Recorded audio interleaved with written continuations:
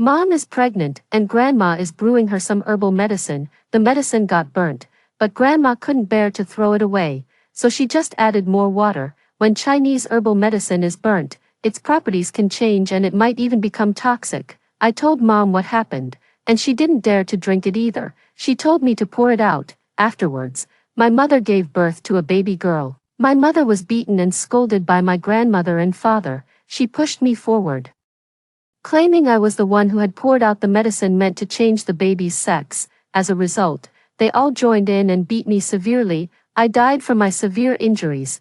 When I opened my eyes again, I was back on the day my grandmother was brewing her medicine. The bitter scent hit my nose, followed by a sharp, acrid voice. Why aren't you washing the clothes?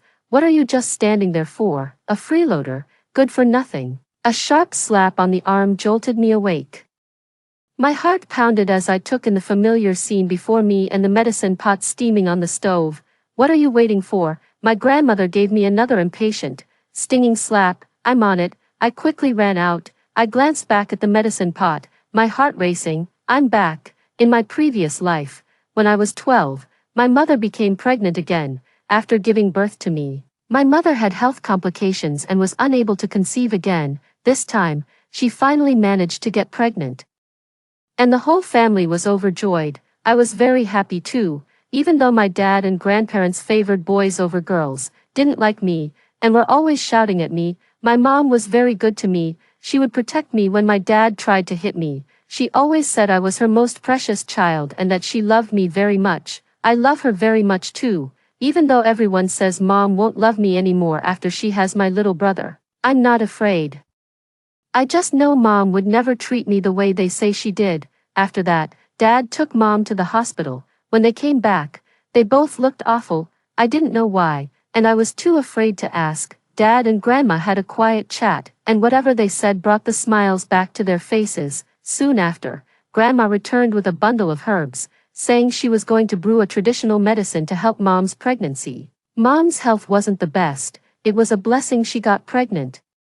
But the morning sickness was severe, confining her to bed.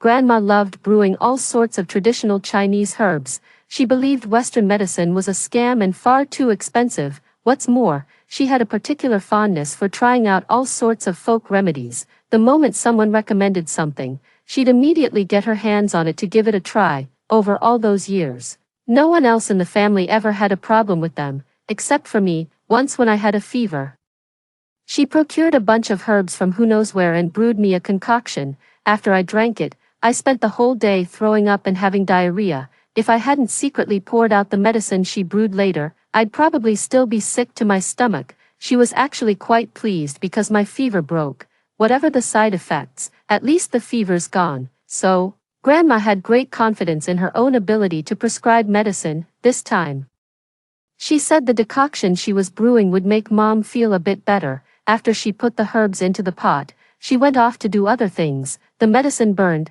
Then, she added more water to it. I had just learned from my teacher that once medicinal herbs are scorched, you mustn't add water and boil them again. It's essentially reprocessing the herbs, which can alter their medicinal properties. A tonic could even turn into poison. Worried the medicine might be compromised, I told my grandmother. Then, Grandma gave me a real tongue lashing. What do you mean, tonic turning to poison? You're just a kid. What do you know? Been to school for 2 days and now you think you're an expert. Take a good look at yourself. After scolding me thoroughly, she sent me packing, worried that something might go wrong. I told my mom about the situation. Mom was also concerned that the medicine might have spoiled and could harm the baby in her womb, so she told me to throw it away. I did as I was told and secretly poured the medicine out. After that, Grandma brewed the medicine a few more times, and thankfully, it didn't burn on those occasions. Mom drank all those strange medicines, but thankfully nothing went wrong. A few months later, Mom gave birth to a baby girl. When they saw it was a girl, the whole family was furious. Grandma, in particular, was absolutely beside herself. Impossible. She drank the gender-changing medicine. The baby in her belly was supposed to become a boy. How could this happen? Grandma was furious. Their long-awaited, precious grandson. Father was also enraged. He had been looking forward to this for so long, and so, they began to beat and kick the mother, who had not yet finished her postpartum confinement. I stepped forward to shield my mother, and I got hit too. Then, I felt my mother shove me aside as she cried out. Now I know why. It's her fault, all her fault. She was the one who said that medicine was poisonous, so she poured it out. Mother lamented bitterly. If I had known it was a gender selection potion, I would have drunk it. She pointed at me furiously, as if she could devour me whole. She's the reason I couldn't have a son. She must have done this because she didn't want me to have a baby brother. With the truth exposed, the whole family was furious. In his rage, my father gave me, the one to blame, a vicious beating. My ribs were broken and punctured my lung. That very night, I died. After my death, my corpse was even sold off for a ghost marriage. With the money in hand, Grandma kept brewing all sorts of tonics for Mother, hoping she would bear a son, and my little sister had several needles jabbed into her head by Grandfather. Their point is, in that case, no girl would dare to be reborn into this family. Then, they'd be guaranteed to have a boy. After their daughter died, they actually felt a sense of relief. They couldn't let a daughter take the place meant for their precious grandson. Too, memories of my past life flooded back, and a blaze of hatred erupted within me. Soon after, I lowered my gaze and obediently went to do the laundry. The washing area was just outside the kitchen. As I was washing the clothes, I caught the scent of something burning. Grandma gasped. Oh no, I forgot to watch the stove. It's all burnt. She poured some more water in and started cooking it again. I stared at the kitchen door and fell silent. Grandma came out and, seeing me standing there dumbstruck, started scolding again. What, are you dead, just standing there waiting for me to serve you? I quickly lowered my head and went back to washing the clothes. We actually have a washing machine at home, but Grandma thinks it wastes electricity and usually refuses to use it.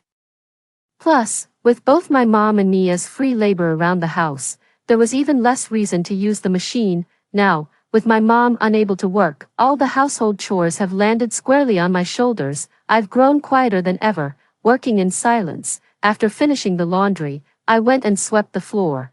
They walked right past me without so much as a glance, as if I were nothing but a household slave. Soon enough, the medicine was ready. Grandma poured out the medicine, humming cheerfully to herself as she did so. My precious, good grandson, please come quickly. In my past life, I ran off to find my mother, so I never heard what she said. Only now do I realize they had always been waiting for that boy whose arrival was never certain. Grandma brought the medicine into Mom's room. Drink it quickly. This medicine is very good for pregnant women. Thanks, Mom. My mother took the bowl of medicine, sniffed it, and said, why does it smell burnt? What do you mean?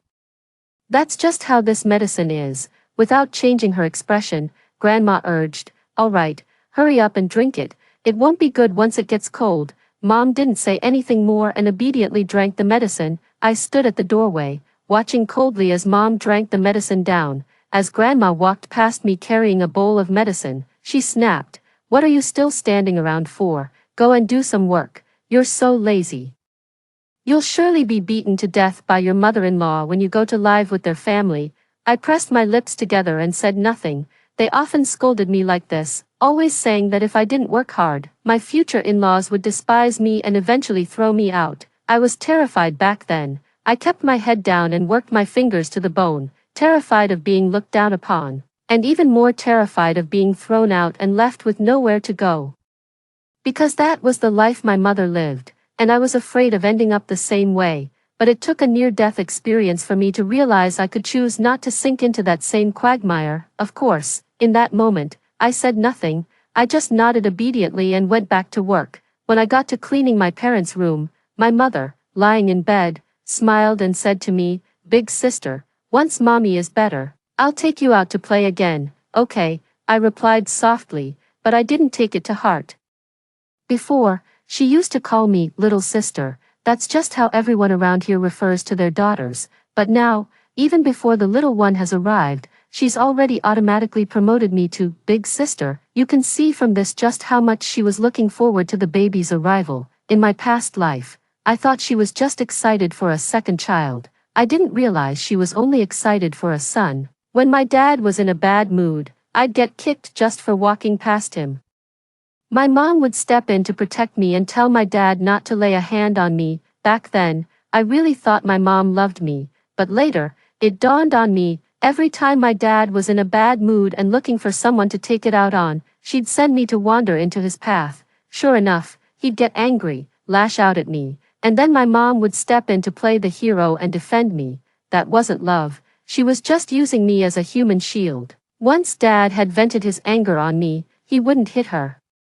I still remember, when I was a child, Dad used to hit her often, lashing out whenever he was in a bad mood. By the time I was 6 or 7, Dad started hitting me instead, and he hit her a lot less frequently, and then, because the son became a daughter, all her true thoughts were laid bare. Her favorite was always her son. Her daughter, was just a shield for her. It took dying once in my past life for me to see all of this clearly, given a second chance. How could I possibly be fooled by her sweet talk again? But I was still young, so I just kept working, afraid to give myself away. My mother didn't notice anything was off with me, as her mind was completely on the baby she was carrying, but soon, she suddenly clutched her stomach and began to moan in pain. The whole household was alarmed. Mom was taken to the hospital. I was left at home. Mom didn't come back from the hospital until 2 days later. Their expressions were very hard to read, so.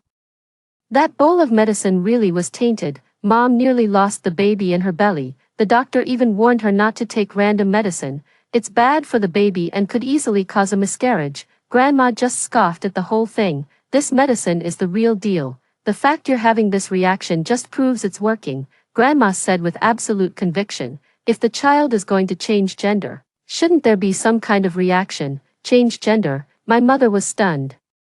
What do you mean? Grandma and the others exchanged a look and decided not to keep it from her any longer. What I gave you was a fetal sex-changing potion. After drinking it, the girl in your belly will turn into a boy. My mother was stunned. But isn't that a hoax? She wasn't highly educated, but she had heard the debunking of such myths. How could it be fake? Grandma shook her head. This medicine really works. So many women have taken it and given birth to baby boys. My mother looked at them in disbelief, then turned a pleading gaze toward my father. My father said bluntly, "Don't worry about anything else, just drink it. If you don't give me a son, you'll see what I'll do to you." My mother immediately shrank back, not daring to say a word, yet a flicker of hope appeared in her eyes. After that, Grandma brewed the medicine for her twice more, and she drank it. Watching her expression, I felt a pang of scorn in my heart. She clearly wanted a son too. Just look at how quickly and eagerly she drank that medicine, but after taking the second dose, she voiced her concerns. This medicine isn't having any effect, and it doesn't have that burnt taste like the first time. Did I get the medicine wrong? After pondering for a while, Grandma quickly figured out the reason. The 2 times I brewed the medicine did seem a bit different, so she brewed the medicine again, following the exact steps from the first time.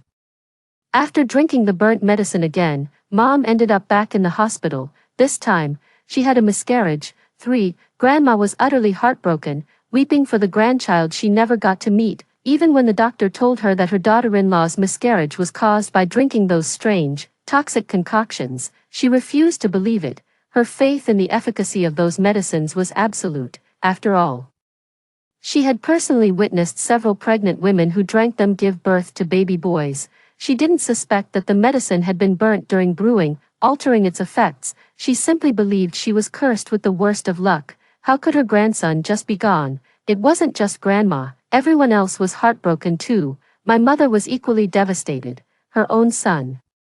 I watched them wailing and sobbing, too afraid to get close, and when their cries grew louder, I kept my distance. It was just as well they had no mind for me, lost in their own grief over their dead grandson. Within a few days, however, Grandma had pulled herself together. She came back from somewhere with a whole pile of herbs and was set on brewing medicine for my mother again. "We'll start fresh this time. We're sure to conceive a son," she said to my mother. Her eyes shining with an unsettling intensity. My mother looked at the medicine, her face contorted slightly. How long is this going to go on for? Still, for her son's sake, she endured it. However, she had already taken a lot of medicine in the past while trying to conceive a second child, and it had taken a toll on her health. She had just had a miscarriage and hadn't even finished her postpartum confinement. Her body was still recovering, yet she had to keep drinking the medicine. How could she possibly taste anything in that state? The house was perpetually filled with the bitter smell of herbal medicine, occasionally punctuated by strange, off-putting odors that made you want to keep your distance. The more my mother drank it, the weaker she became, her face turning a sickly, sallow yellow. Yet, when my grandmother brought the medicine to her, she would drink it down without a moment's hesitation. I could see the longing for a son in her eyes. She didn't try to comfort me anymore, as all her thoughts were consumed by taking medicine to bear a son. The atmosphere at home grew much more tense than before. I quietly went about my work and studies, making myself as inconspicuous as possible. One day when I got home, I noticed my mom was looking at me very strangely. She was looking at me as if I were her worst enemy. I was completely baffled. I hadn't done anything wrong. The next day, a middle-aged woman appeared in our house.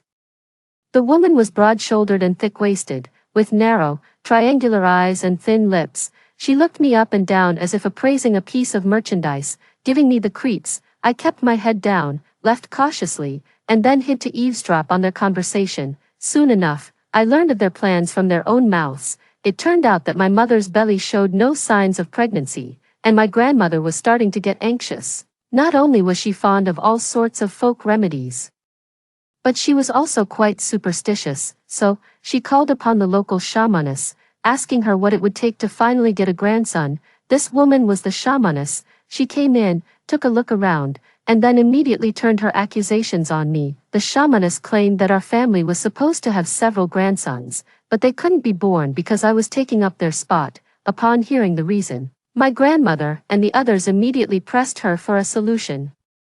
The shamaness remained evasive the whole time, telling them to handle it themselves. After the shaman left, I hid behind the door and listened as they spoke without restraint about how to kill me, my heart turning to ice. In the dead of night, when all was silent, Grandma got up to use the toilet. On her way back, a voice suddenly called out, "Grandma, Grandma." A faint, ethereal voice carried a hint of a sinister chill. "For good heavens, a ghost!" Grandma shrieked, leaping to her feet as all drowsiness vanished. Once she got a clear look at the person before her, she was absolutely furious. "You good-for-nothing, scaring people in the middle of the night instead of sleeping. Are you trying to get yourself killed?" "Grandma, it's me, your eldest grandson, Li Guangzong." I stared at her with hollow eyes, a strange smile playing on my lips. As soon as the words were spoken, Grandma froze. Guangzong. They had always wanted a grandson and had picked out a name for the child long in advance. The names were quite straightforward. The first would be called Guangzong, the second Yaozu. If there was a third, he'd be called Hongtu, and a fourth would be Day. "Grandma, I can't wait to see you all." "Grandma, it's me, your second grandson Yaozu. I've missed you so much. I haven't even had a chance to talk to Grandma yet. What are you doing butting in?" "I miss Grandma too. She's my grandma as well." Grandma stared blankly as I carried on a conversation in two distinct voices, sending shivers down her spine. Flustered and panicked, she wanted to hit me. "You little rascal, teasing people in the middle of the night." I snapped my fingers, and 200 yuan bills fluttered down from the ceiling. Grandma was stunned, watching the money fall from the sky. "Grandma, this is the money we found. It's not much, but once we're born, we'll take good care of you and make sure you live a happy life." The money and the kind words both brought a big smile to Grandma's face. She quickly scooped up the 2 banknotes, beaming, "Oh my, that's my precious grandson for you. So thoughtful." "Grandma, your missing bracelet is right over there." Grandma looked over and sure enough, there was the bracelet under the sofa. She picked up the bracelet in a state of pure excitement, absolutely thrilled. She had lost this bracelet a while ago and couldn't find it anywhere. To think it would just appear right in front of her like this, she was over the moon and completely bought into the story about the 2 grandsons. This is truly a heaven-sent treasure for their family. She paced in a circle a few times before the main point dawned on her. "How can you be born? If we kill your older sister, will you be able to come out?" "No." I shook my head blankly. "Even if you killed our sister, we still couldn't come out. The problem isn't with your sister, it's with you." Grandma was shocked. "How can that be? That's not what the spirit medium said." A slightly gruff voice chuckled. "She's no spirit medium, she was lying to you." A slightly softer voice chimed in. "If she were that powerful, we would have gotten out years ago." Grandma was quickly convinced. "Honestly, if that fortune teller were really that powerful, the family would have had a grandson long ago. So what do we do? The gender-changing tonic you gave your mother before was good. But the timing was off. Hearing about the fetal sex-changing potion, Grandma became even more convinced. After all, aside from the few adults and the doctor involved, no one else could have known about that. Even now, she still hasn't suspected that I was the one pulling the strings behind the scenes. So what do we do? It's simple. You, Grandpa, Mom, and Dad all have to drink it. Our fate is in your hands. Oh dear. Oh dear. Time's up. We have to go, remember. Our little secret must stay between us, especially don't let my sister find out, or we might not be able to come back here again. Wait, before Grandma could say anything, my legs gave way and I collapsed to the floor. With a thud, the back of my head hit the door. I clutched my head, my face a mask of pain as I opened my eyes. Seeing the ferocious expression on my grandmother's face, I was startled. Grandma, what are you doing? I scrambled to my feet in a panic, looking around. How did I get here? Seeing my genuine, unfeigned panic and hearing the completely different tone of my voice, my grandmother became even more convinced of what had just happened. She shot me a disgusted look. What are you doing out here in the middle of the night instead of sleeping? But I was asleep in bed. Did I sleepwalk? Who knows what's gotten into you? Get back to bed. She had no time for me and hurried back inside. Clearly agitated, I watched her retreating figure with cold eyes. I staged this whole thing tonight for my own survival. I have no intention of letting them kill me. I wonder if a move like this can really change my fate. After all, the whole family had gone mad in their obsession to have a son. When I came home from school the next day, I caught the familiar scent of medicine in the air. I lowered my gaze, hiding the mockery in my eyes. Dad and Grandpa held a bowl of medicine, looking utterly disgusted. Why do we have to drink this too? Isn't this supposed to be for women? Faced with their questions, Grandma had a ready and firm answer. Who says only women can drink this? Men need to drink it too. Her voice was loud and clear. That master said, if you want a son, the whole family has to put in the effort. Dad saw me come in and frowned, saying, does she have to drink it too? I couldn't help but take a few steps back, my face a picture of alarm. Grandma shot him a look. Why should she drink it? They're of the same generation. What's it got to do with her? She explained to them that the son-grandson was their own flesh and blood, so they had to work together. Father and grandfather were skeptical and also quite averse to the medicine before them. But they couldn't resist Grandma's relentless persuasion. For the sake of their son-grandson, they held their noses and drank it down. Seeing them drink it, Grandma broke into a happy smile. Her precious grandson would be here soon. For the next few days, all four of them drank this medicine. I expressed my concern, but Grandma just shot me down. What do you know? You're just a useless burden. Don't go around acting like you're some kind of expert.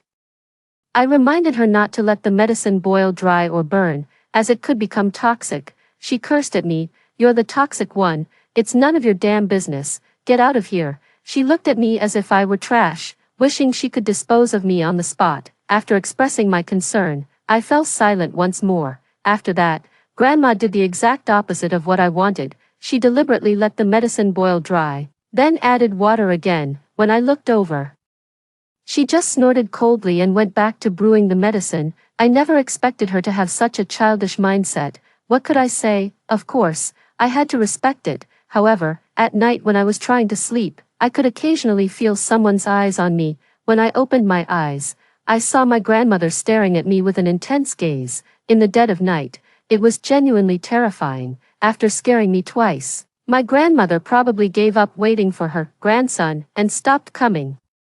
She also increased the frequency and dosage of her herbal decoctions. The house was perpetually filled with the dreadful smell of medicinal herbs. After drinking for several days, all four of them had turned sallow, and their appetites had noticeably diminished. Dad raised an objection, but Grandma quickly talked him around. Honestly, convincing them was a simple matter. It only took one sentence. Do you want a son-grandson or not? For the sake of their son-grandson.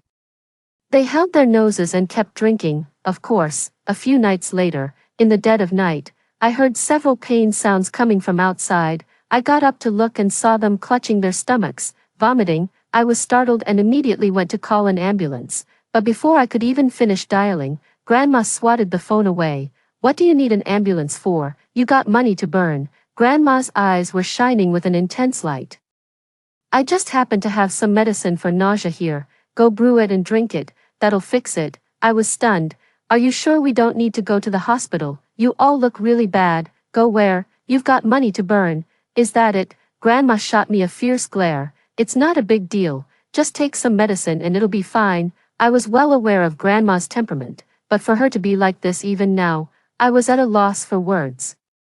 I didn't try to persuade her any further and could only help with preparing the medicine, but Grandma quickly nudged me aside. "You're all thumbs. What good are you? By the time you're done, it'll be too late." Muttering to herself, she soon lit the stove. To speed things up, she turned up the heat. In the middle of it all, she suddenly clutched her stomach and dashed to the bathroom. By the time she got back, the medicine had boiled dry again. Without a word, she added more water to the pot and continued simmering it. By the time the medicine was ready, Mom and Dad were completely drained from vomiting and diarrhea, their faces pale.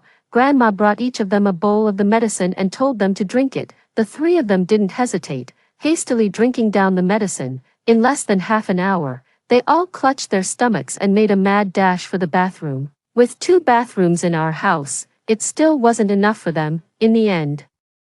The 2 who couldn't grab a spot had to run out to the vegetable patch to take care of business, but this time, after being emptied out to the point of weak legs, they started vomiting spectacularly.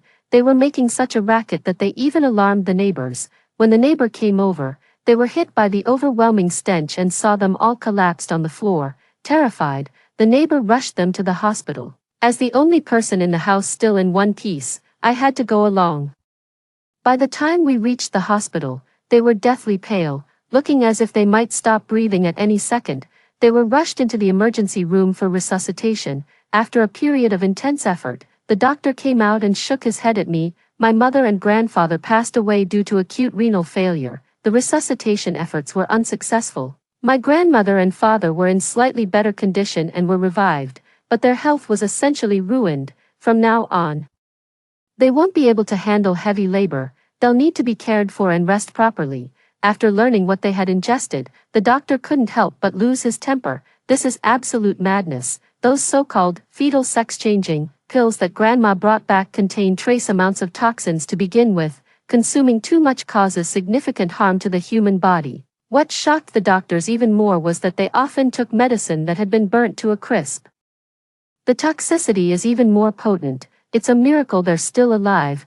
My mother's health was already fragile after her previous miscarriage. Moreover, as the primary candidate for bearing a child, she was prescribed the strongest medication. Consequently, she passed away. As for my grandfather, he had pre-existing conditions, so he didn't survive either. Dad was in the best physical shape, relatively speaking, while Grandma drank the least, so they both survived. But their survival was hardly better than death. 6. When Grandma found out that Grandpa and Mom had died, she was beside herself with grief. "It can't be. How could they be dead? My daughter-in-law can't be dead. She's supposed to give me a grandson. I have 2 grandsons on the way. They'll be here any day. They're going to take care of me in my old age." The grandmother screamed hysterically, refusing to believe the truth. Everyone winced as they listened to her wailing. Her husband and daughter-in-law were dead, and all she was upset about was not getting to hold a grandson. "She's gone completely mad, all for the sake of having a grandson." After a long spell of agitation, Grandma suddenly fell quiet. I couldn't tell what she was thinking, but the look in her eyes was unsettling. It didn't take long for me to find out what was on her mind. When a neighbor came to visit her at the hospital, she grabbed the elderly woman's hand and asked her to find a match for her son. The neighbor was utterly shocked. Her daughter-in-law just died, the body's not even cold yet, and she's already trying to find a second wife for her son, even if she doesn't grieve for her daughter-in-law. What about her own husband? Does that mean nothing to him either? What kind of family is this? Who would dare marry into it? The neighborly granny made up an excuse, brushed it off, and hurriedly left the hospital. After she got back and told the people around her, everyone was utterly dumbfounded. What kind of person is that? That's absolutely terrifying. I wouldn't dare go near someone like that. Grandma didn't know what others thought of her, nor did she care. she was far more concerned about her eldest grandson, whom she had never met. When she first heard her daughter-in-law had died, she was completely stunned. With her daughter-in-law dead, who would give her a grandson? But she quickly realized the answer. Her son was still alive. He could simply marry another woman to have a son, couldn't he? The more she thought about it, the more brilliant the idea seemed. The reason she hadn't been able to hold a grandchild was because her daughter-in-law's health was poor. Well then, why not just get a new daughter-in-law? As it happens, this daughter-in-law died. As for Grandma was sad for a while, but she bounced back quickly. She felt certain that Grandpa would have wanted to see his grandson, too. Besides, if there's no grandson, who will honor their memory in the future? So, having a grandson is the whole point. Grandma made a request to every friend and relative who visited her, asking them to help find a new partner for my father, and she added another condition: she must be able to bear sons. The fact that she's looking for a new daughter-in-law at a time like this is already mind-boggling. Now she's openly showing her preference for boys over girls, which is even more alarming. Who can guarantee they'll only have sons? What if I can't give her a grandson? She'll probably force all sorts of concoctions down my throat. They know exactly how my mother died. Everyone kept their distance from Grandma. No one dared to find a wife for her son. Grandma was furious and kept cursing those heartless people. But soon, she found she couldn't even muster the words to curse. The doctor told her that because my father had taken too many strange concoctions, it hadn't just damaged his kidneys, it had also affected his fertility. In other words, from that day forward, my father could no longer father children. It hit my grandmother like a thunderbolt, and she fainted on the spot. 7. When she came to, she wailed and sobbed, accusing the doctor of lying to her. After the commotion subsided, she was finally forced to face reality. She was completely deflated. Like a withered leaf. After a few days of treatment in the hospital, they were discharged and came home. After spending a few days handling the funerals for my grandfather and my mother, I noticed that my grandmother and father started treating me better, perhaps because they realized my father couldn't have any more children, and I was his only child. Their attitude towards me changed. They stopped calling me a worthless burden, and the amount of work I was expected to do decreased significantly. I finally have time to focus on my studies. I know that Grandma and Dad don't really love me, and they haven't truly changed. They only changed their attitude towards me because circumstances forced them to. They might just revert to their old ways any day now. The only way out of this misery is to study hard. But I never imagined Grandma's obsession ran so deep. She's gone and started her dangerous nonsense again. In less than a month, Grandma brought home some strange herbs from who knows where. And then, that same bitter smell filled the house again. I'm shocked. She's already made herself sick from eating, and she still won't give up. Is she trying to eat herself to death? My dad got scared and flat out refused. I'm not eating that. I don't have a death wish. My father has long since regretted it. He wanted a son, but he never imagined it would end up like this. His wife is dead, and he can't have any more children. What's the point of living like this? But no matter how meaningless life seemed, he had no intention of dying just like that. A wretched life is better than a good death. So, when his grandmother brought him the medicinal broth, he flatly refused. However, his grandmother had her own reasoning. Do you want to live like this forever? Don't you want to get your health in order so you can have a son? My father's brow was furrowed tight, and he exploded. If the doctors can't do anything, what am I supposed to do? The doctors may not have a solution, but I do, Granny said with utter seriousness. This is medicine I got from a master healer. Master, it's always the master. My dad fumed. People are dead and injured, and it's all because of the medicine that so-called master prescribed. Faced with her son's anger, Grandma didn't get upset. That was just an accident, but this time, it really works. Whenever those men have a problem, they always go to the master. Women who couldn't have children before have had several kids after taking the master's medicine. Well, you're already in this state.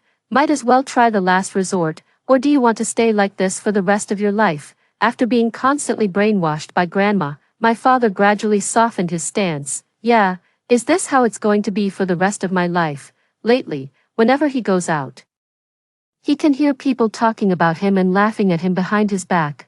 The news of his infertility has already spread all over the neighborhood, to the point where he's afraid to even leave the house. If things keep going like this, his story might end up spreading throughout the entire city. This won't do. In the end, my father chose to trust Grandma. This time, Grandma didn't burn the medicine. Although she didn't believe much of what the doctor said, she still took this point to heart.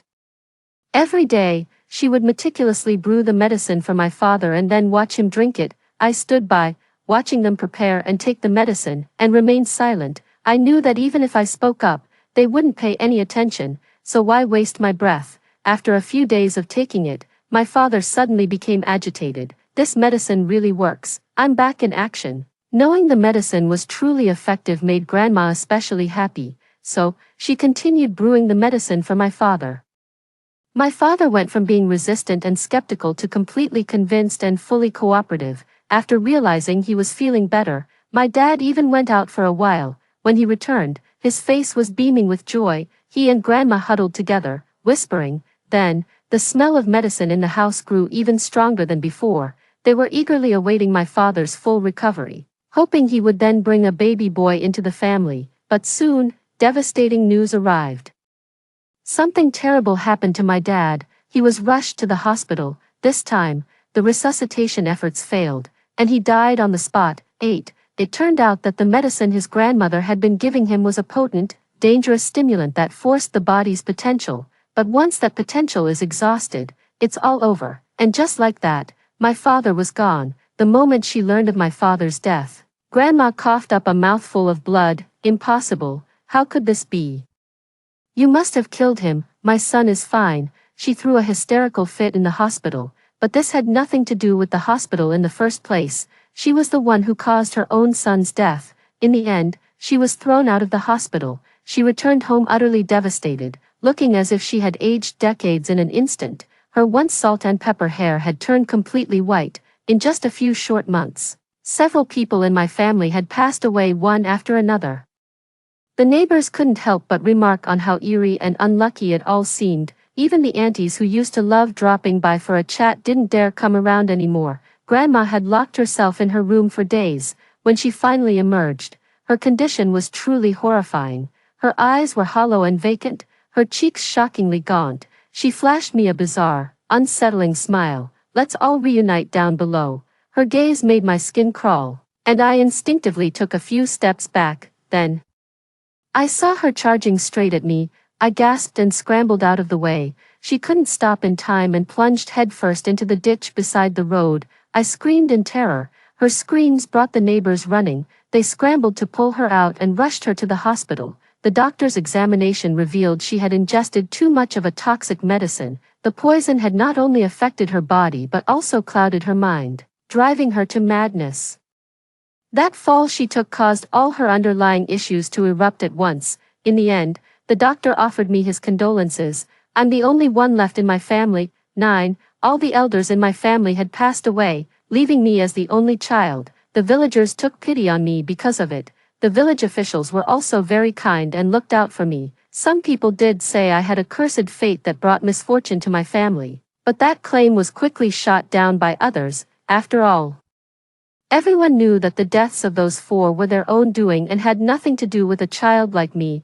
Although I became an orphan, my life actually became easier than before. With the help of the villagers and my teachers and classmates at school, I was able to study smoothly all the way through university. After graduating from university, I applied to teach in a place even more remote than my own village. I wanted to save girls just like me. Story 2. During summer vacation, Dad drove the car, taking Mom, my younger sister, and our family dog on a road trip. I packed my luggage and humbly begged to join them, but was stopped outside the car. My younger sister looked down her nose at me. Mom sits in the front passenger seat. I'll take the dog in the back row. There's no space for you in the car. You'd better stay home and make bubble tea peacefully. Stop daydreaming all the time. In my previous life, I broke down in tears, begging my parents to take me with them. My parents reluctantly agreed with furrowed brows, but then shoved me into the trunk. Later, when the scorching apocalypse arrived, the car broke down and I was locked in the trunk, burning to death. My parents took my sister and the dog, walking all the way back home, surviving on supplies from the milk tea shop. After being reborn, I smiled. Okay, I'm heading to the milk tea shop now. You all have fun in this life. I'll turn on the AC, drink iced beverages, and safely survive the scorching apocalypse. You guys, stay away from me. If you really want to come south with us for vacation, just squeeze into the trunk. It's only a 12-hour drive. We'll be there in no time. My dad looked at me with displeasure and pointed at the car's trunk. Even a dog would find this car's trunk too cramped, let alone a person. In my past life, I trembled with rage, yet with reddened eyes, I argued vehemently for myself. Why can my sister and the dog have seats, while I must curl up in the trunk? Am I even less than a dog? Dad slapped me hard across the face. Since childhood, I've told you, your sister is frail. You must yield to her. Did all your education go to waste? Still competing with your sister? Have some shame. My younger sister held the dog in her arms, looking at me with utter disdain. It's so hot in summer now. How high is the temperature in the trunk? What if my Jojo gets heatstroke? You're different though. With your thick skin, the heat won't kill you anyway. Mom also shot me an impatient glare. If Jojo gets sick, your sister would be heartbroken. You're strong and healthy. At worst you might get heatstroke. Just drink some ice water and you'll be fine. If you're going to be this petty, we really won't take you out to play anymore. Mom, Dad, and little sister were already in the car. The trunk was already open, just waiting for me to obediently crawl in like a dog. This is so unfair. Such blatant favoritism, but I still want to go. Since childhood, Mom and Dad have never taken me on a trip with them. Every time Mom travels, she posts a 9-square grid of photos. The captions sometimes say, a happy family of 3, other times, 3 people and a dog. Ready to go anytime. In these social media posts, I'm never there. I always thought, if I went on the trip too, maybe we could become a happy family of 4. So I hung my head low and quietly stuffed the luggage into the trunk. Then, I carefully climbed inside. At first, the journey went smoothly, but when we were more than halfway there, for some reason the weather grew increasingly hotter, to the point where the air itself seemed to warp from the heat. The family of 3 with their dog kept wiping sweat despite having the air conditioning on full blast. As for me, curled up in the trunk, the heat was absolutely unbearable. My mouth is parched. I feel like I'm in a steamer. All the moisture in my body has been evaporated. I whispered, begging them to give me a bottle of mineral water to drink. My parents clearly paused for a moment, but pretended not to hear anything. My younger sister glanced at me, then gulped down half a bottle of water in one go. The remaining half, she playfully poured over the dog's head, refusing to give me even a sip. I huddled in the trunk, my chest heaving like a fish dying of thirst. I continued to whisper please to my younger sister, but she looked down at me from across the car seats. You won't die from the heat. Dogs are most vulnerable to heat. I need to cool down my Jojo. I stared fiercely at my sister Luna, my face filled with rage. My sister leaned closer and asked me with a grin, Sis, what are you so angry about? Just because Mom and Dad gave your guaranteed admission spot to me, just because they forced you to attend a local college despite your Tsinghua Beta level scores, just because you're never allowed to eat at the table, just because when you were sick at home, they took me traveling instead. My mom said you were born to be my maid. After all these years, why haven't you gotten used to it yet? The dog got wet and shook its fur wildly. Water splashed onto my face, and I instinctively licked it. My younger sister burst into laughter. Nova, you're even more despicable than a dog. I'm so hot I feel dizzy, and Luna's behavior is making my chest ache with anger. Another hour passed, and the temperature had actually reached 65 degrees. The car engine overheated and has already failed. The car made a loud bang, and then the entire body tilted.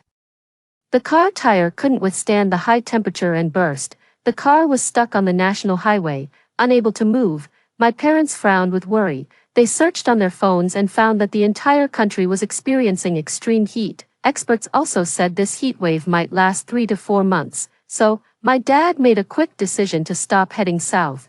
They methodically packed all the snacks and bottled water from the car, preparing to abandon the vehicle and walk to the nearest high-speed rail station to turn back home. But I was trapped in the trunk, completely unable to get out. Crouched in the trunk, enduring the intense burning sensation on my skin, I pounded on the car hood and kept pleading, Mom, Dad, I beg you, take me with you, take me, I don't want to die. My father banged heavily on the train compartment. stop making noise. Your sister has a fever, she finally fell asleep, do you want to wake her up? I couldn't catch my breath, but still sobbed and pleaded in a low voice, but I'm hot too, take me with you, let me go with you, otherwise I'll die from the heat. I heard them walk a few steps away, too. Mom whispered that maybe we should take her with us, she could even serve Luna along the way. My dad said with disgust in his voice, I have to hold Luna, you need to hold Jojo's leash, who has time to take care of her, don't be soft-hearted, bringing along a burden, besides. We only have this little bit of water and food, if you bring her along, Jojo will die of thirst. Could you bear to let Jojo die? My mother fell silent, I was still sobbing and pleading quietly. My father returned to the car to gather his things, threatening me viciously, stop howling, it's driving me crazy, keep howling and I'll tie you to a tree right now, let you roast to death. I watched helplessly as my parents took all the mineral water and food from the car. Another half-hour passed. I feel like there's a fire burning inside my body, my internal organs are unbearably hot. In my dazed state, I think I heard Mom and Dad coming home. Nova, are you okay? My parents really came back. They came back to save me. My voice was hoarse, but I was almost crying with joy. It's so good that my family didn't give up on me. You're awake. That's great. Nova, quickly give us the key to the family's cold drink shop. Shivering, I fumbled out the key to the cold drink shop from my pocket and handed it to my dad. My dad snatched the keys and then slammed the car hood shut. Hurry up, experts say the temperature will keep rising. We need to get home quickly and ride out the heat wave at the ice cream shop. I froze in shock, mustering the last ounce of my strength to scream, Mom, Dad, open the door. If I stay out here any longer, I'll die from the heat too. My father didn't even look back. We have urgent matters to attend to, good luck surviving on your own. Then, I was burned alive in the trunk. When I died, my flesh was already cooked. Before me, my father kept demanding to know whether I was getting in the car or not. As I recalled my past life, my face remained calm, but inside surged an overwhelming hatred. Seeing that I dared to ignore him, my father swung his massive palm toward my face again. Are you going or not?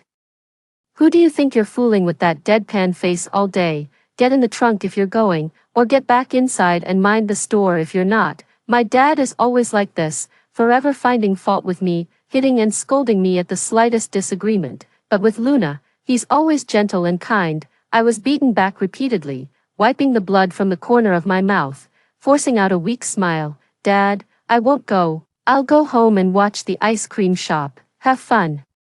My dad snorted coldly and got into the car. You know what's good for you, don't just stand there. Hurry up and load all our luggage into the car. With my head lowered, I carried box after box of my parents' and sister's luggage, beads of sweat forming on my forehead. My sister walked past me with a giggle. Sis, thank you so much, you're amazing. I definitely couldn't have moved all this luggage without your help. My little sister, wearing her princess dress and patent leather shoes, gave me a smug glance before climbing into the back seat. Mom hugged my sister affectionately. Oh, our Luna is delicate, soft, and precious. She's mommy and daddy's little princess. That clumsy girl is just destined for a lifetime of menial work as a servant. How could she ever compare to you? Without me as an outsider, their family of 3 plus a dog was exceptionally harmonious and joyful. As for me, I tightly gripped the keys to the milk tea shop in my hand. In my past life, it was me curled up in the trunk, begging Luna for a sip of water. In this life, it's their turn to kneel on the ground, wagging their tails and begging for mercy from me. I turned around and went to the milk tea shop. It's 7 o'clock in the morning now. At 1 p.m., the global high-temperature apocalypse begins. I still have 6 hours of preparation time. Although my ice cream shop is small, it's the flagship store of our city. Right next to it is a cold storage warehouse. Every 2 days, ingredients for about a dozen milk tea shops in the city are dispatched from this freezer warehouse. Therefore, this warehouse has enormous capacity, even in a high-temperature apocalypse. As long as I stock up enough supplies to fill this warehouse, I can survive. After thinking it through, I went to check my savings. Through part-time jobs and online tutoring, I've only managed to save a little over 1,000 yuan. But even if I spent all this money on instant noodles and water, it wouldn't last me 2 months. Just as I was worrying, other milk tea shops from the city happened to come to my place to stock up. Out of about 10 branches, 7 or 8 paid by scanning QR codes, but there were also 5 that preferred cash and paid directly. Seeing stacks of red bills before my eyes lit up, a total of 20,000 yuan. I gleefully stuffed the money directly into my school bag. Just then, my dad called, "Nova, make sure you keep that cash from the supplier safe.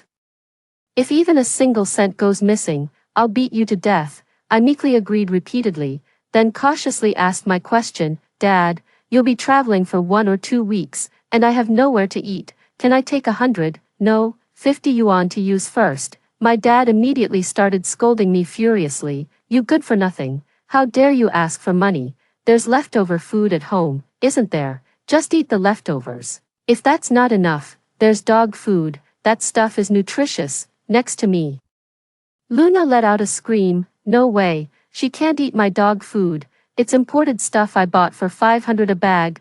Nova isn't worthy of it." Dad's voice suddenly became gentle. "Okay, Luna, don't worry, I won't let Nova eat it." Afterward, when speaking to me, my dad's voice turned stern and irritable again. "Figure out your own meals yourself. A grown adult like you won't starve to death.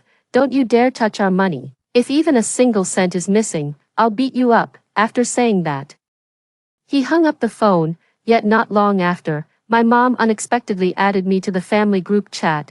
Group name, the 3 of us.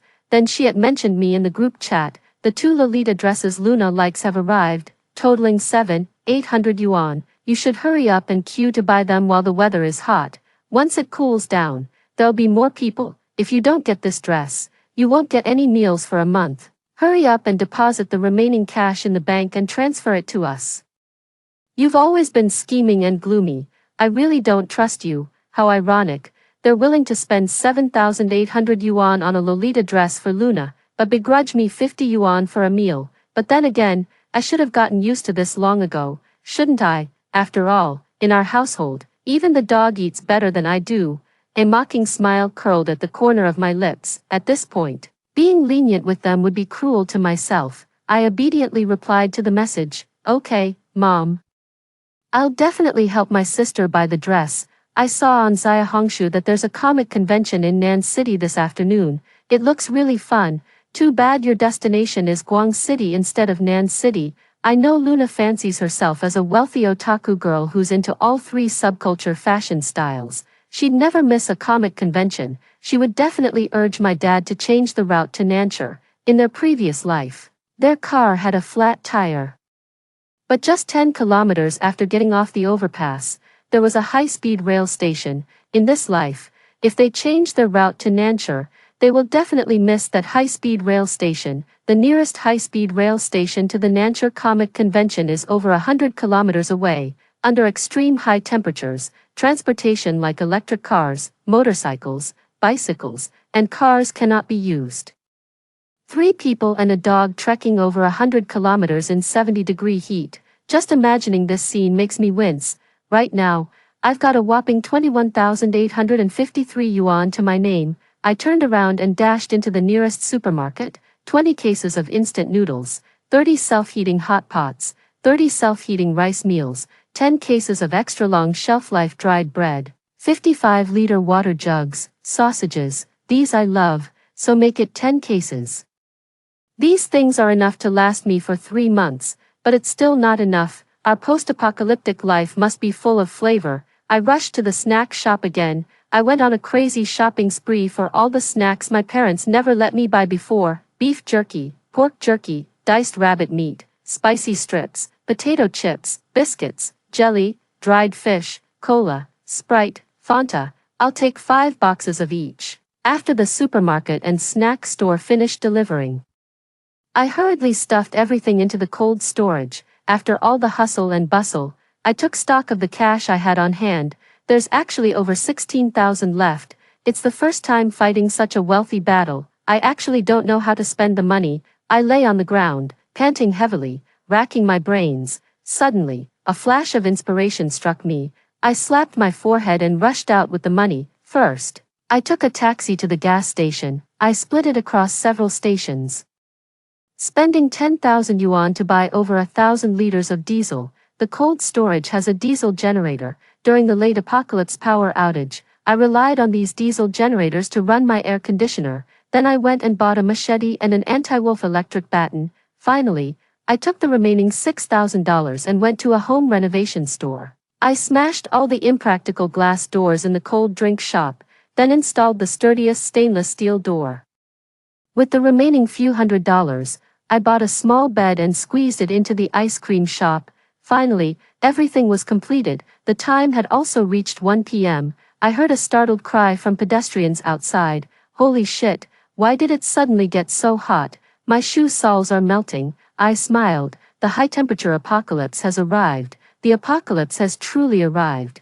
Yet I find myself with unexpected free time. I mixed myself a mango iced tea, watching the scorching heat waves outside the drink shop, and strangely felt exceptionally content. Scrolling through my phone, I noticed Luna had posted a moment on social media. 3. Her post showed a heavily edited 9-square grid of selfies, pouting peace signs while wearing an elaborate Lolita dress. At the very center is a photo of Mom, Dad, and Luna holding hands together. The caption reads, "Mom and Dad spoil me so much. When I said I wanted to go to the comic convention, they actually changed their plans to come with me. We're the happiest family of 3. Luna and I went to the same high school and have many mutual friends." Someone commented, "Your sister didn't come with you again." Luna replied immediately, "I don't know why my sister always has a problem with me, and she seems to dislike Mom and Dad too. This time she didn't want to come out and have fun with us either. Sad, sad."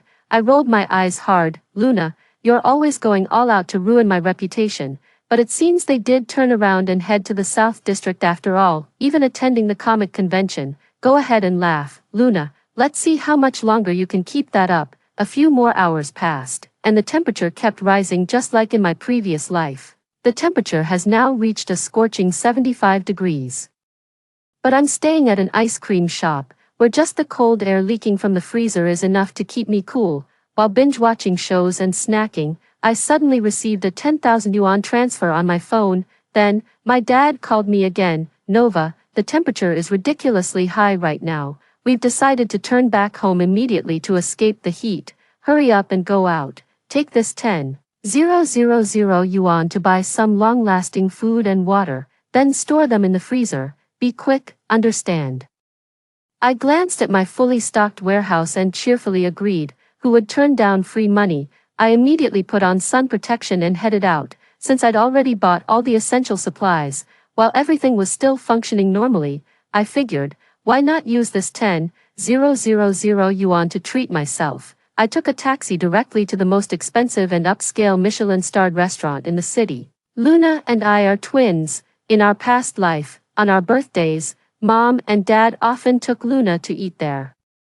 Every time, Luna would vividly describe to me how delicious the restaurant was, making me incredibly envious. Every time, I waited alone at home for them to celebrate my birthday with me, only to hear my parents casually say, "We forgot it was your birthday today. Now it's finally my turn to treat myself." Lobster, crab, abalone, sea cucumber, yellow croaker, caviar. If it's not expensive, I won't order it. Soon enough, I spent 5,000 yuan to order a table full of dishes. After taking photos, I started devouring the food like crazy. At this moment, Luna started showing off again in the family group chat. She took a selfie of their family of 3 enjoying desserts at a sweet shop and tagged me. "The weather is so hot. I went with my parents to a dessert shop to enjoy afternoon tea that costs 200 yuan per person. On such a hot day, you're still running around outside. You must have gotten even darker and uglier from the sun. What are you going to do about it?" "Oh right. Mom said you have sticky fingers, so don't you dare secretly spend our parents' money." My mom followed closely behind. "That's right. What a thoughtful baby." My dad didn't say anything, but he gave it a like. I was so angry I almost laughed. They're always like this, being sarcastic and insincere.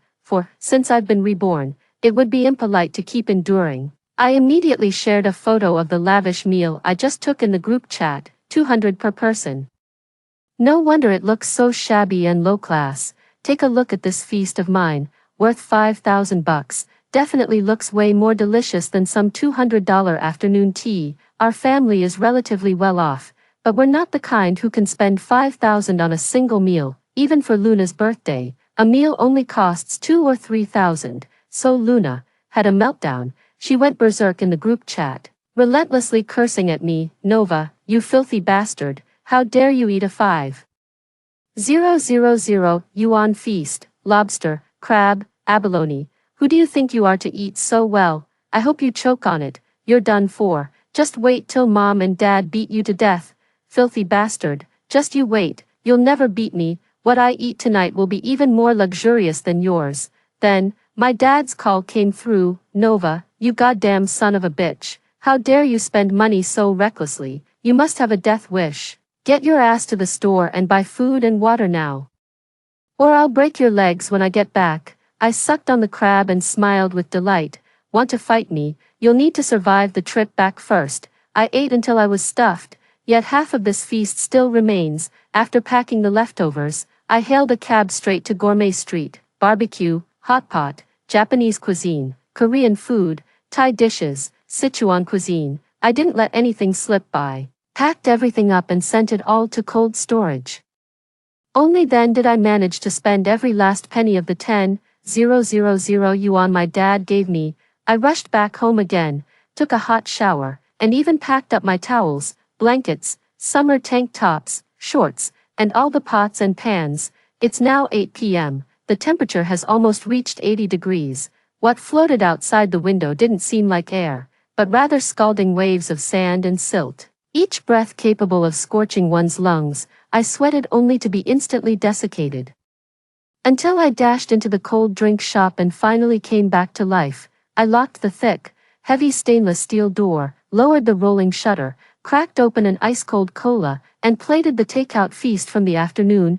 High-temperature apocalypse homebuddy protocol, officially activated. Taking a sip of cola followed by a bite of grilled skewers, I was utterly lost in bliss. Just then, the group chat buzzed with activity again. It was Luna again, posting dinner photos in the group and tagging me, unable to stomach that I'd enjoyed a 5,000 yuan feast. She dragged her parents to an upscale restaurant in the South District, where the three of them spent 6,000 yuan. I eat more expensive and better food than you. Dad said he's furious about your reckless spending, and he's taking the first high-speed train tomorrow morning to come back and beat you to death. Hee hee, big sis, if you'll just be my dog for a month. Kneeling on the ground to eat my leftovers every day, I'll put in a good word for you. I quickly searched for the restaurant Luna went to on the map. The nearest high-speed rail station is over 140 kilometers away. In her fit of anger, Luna moved even farther from the high-speed rail station. I squinted my eyes, grinning from ear to ear. 10 p.m. Luna is speaking in the group chat. Dad, the air conditioning is broken. I'm so hot and tired in the car. When you go to the convenience store, remember to buy me some extra ice cream bars. My dad replied instantly. Okay, sweetie, hang in there. It'll be better once we get to the high-speed rail station. I bolted upright from my small bed, calculating the time. It seems they're still rushing through the night. If they drive overnight to the high-speed rail station and catch the earliest train home the next day, they can all return completely unharmed. No way, I'm absolutely going to make them suffer. I thought about it. Then at Luna in the group chat, speaking in a deliberately sweet and fake tone. Darling, you're still on the road. You went all the way to Nan City and didn't even stay overnight before coming back. This trip sounds so boring, not even as nice as me lounging at home. Hee hee, I know Luna too well. She would never allow me to have a better life than hers, not even for a second. Luna fell right into the trap. Just as expected, she immediately caused a scene in the group chat. Mom, Dad, look at Nova. How dare she talk to me like that? I'm so mad. I'm not traveling anymore. I'm not taking the car. I'm going to stay at a luxury hotel right now. I want to piss off Nova. Perfect. The buzzing sound of my phone rings in my ears. No need to look. It's definitely my parents calling to scold me again. I happily turned it off and went straight to sleep. The next day, the temperature didn't rise any further. Outside, it was still 80 degrees. I pulled up the rolling shutter and looked outside. Yesterday there were still scattered pedestrians walking outside. Today, there's completely no one left. Well, with this weather, who would dare to go outside? Suddenly a bird, probably sun-stunned, fell straight down from the tree. The moment I hit the ground, I actually heard a sizzling sound and caught a whiff of a bizarre roasted meat aroma. Terrified, I immediately pulled down the rolling shutter door. Nothing beats the refreshing coolness of my little air conditioner. At noon, I mixed myself a refreshingly sweet boya broken strings drink, then happily devoured yesterday's takeout hot pot for lunch, then promptly opened the family group chat to enjoy some entertainment while eating. My dad is giving orders in the group. Honey, sweetie, you two stay in the car to avoid the sun. I'll go check by the roadside to see if anyone can give us a ride. This damn car, why did it have to break down right now? Hee, the car's totaled after all. I grinned from ear to ear, absolutely delighted. Another hour or two passed, and my dad spoke up again. No way, completely no vehicles. Honey, sweetheart, you'll have to get out. Cars, motorcycles. I can see they all have flat tires. Even bicycle tires have melted from the heat. Looks like we'll have to walk to the high-speed rail station, even for buying a simple cup of water. Luna would always make me run errands for her. Just thinking about her having to trek over 100 kilometers under the scorching sun makes me absolutely delighted. By evening, Luna was throwing a tantrum in the group chat, saying she was completely exhausted and couldn't walk another step. My dad immediately added me in the group, ordering me not to turn on the AC to save electricity and ice for when my sister gets home. How could I, as a considerate daughter and sister, not reply? And so my performance began. I also took a selfie, wearing long sleeves, enjoying a small hot pot, and sipping milk tea. What bliss. Sorry Dad, you're too late, I've already turned on the AC. Then, I specifically tagged Luna again. Poor little sister, you must have gotten so tanned. Don't worry, since you can't enjoy the AC, I'll blow some cool air your way. Luna was absolutely fuming, just as I expected. She refused to continue the journey and pulled her parents into the nearest hotel. I smiled. The temperature here in our town is a full 10 degrees lower than in Nanshire.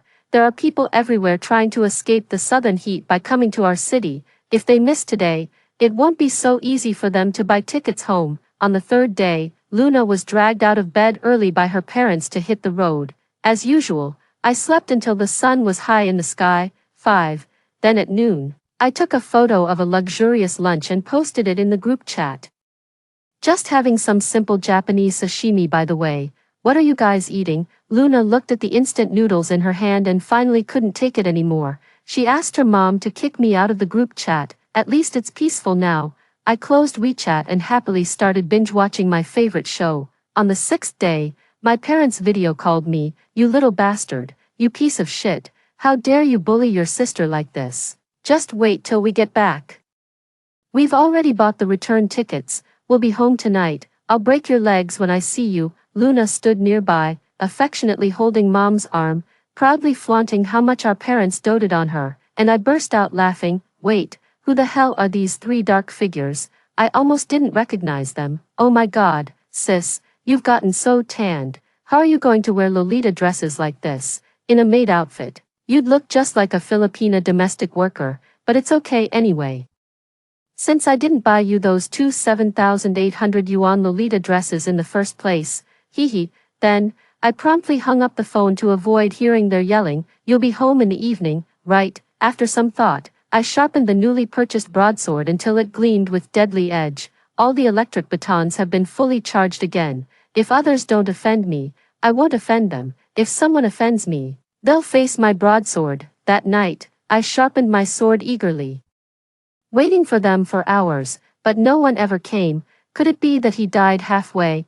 I excitedly opened my phone, only to be disappointed seeing my dad had texted me just 10 minutes ago. TCH, not dead after all. Then what's going on? I searched online and almost laughed my head off again. Turns out, it was because the extreme heat caused rail expansion, slowing down the high-speed train. What used to be a 5 or 6 hour journey now takes 2 or 3 days. Thinking about my dad who slaps me daily, my mom who never lets me eat at the table, and my spoiled sister who acts like a princess, the thought of squeezing in with a carriage full of smelly feet, sweat, snoring, and crying children for 2 or 3 days just fills me with joy. I've been lying flat for several days. Instead of my parents, what arrived was a power outage, due to extreme high temperatures. electricity consumption has exceeded capacity, causing electrical circuit failures. Factories are advised to suspend operations.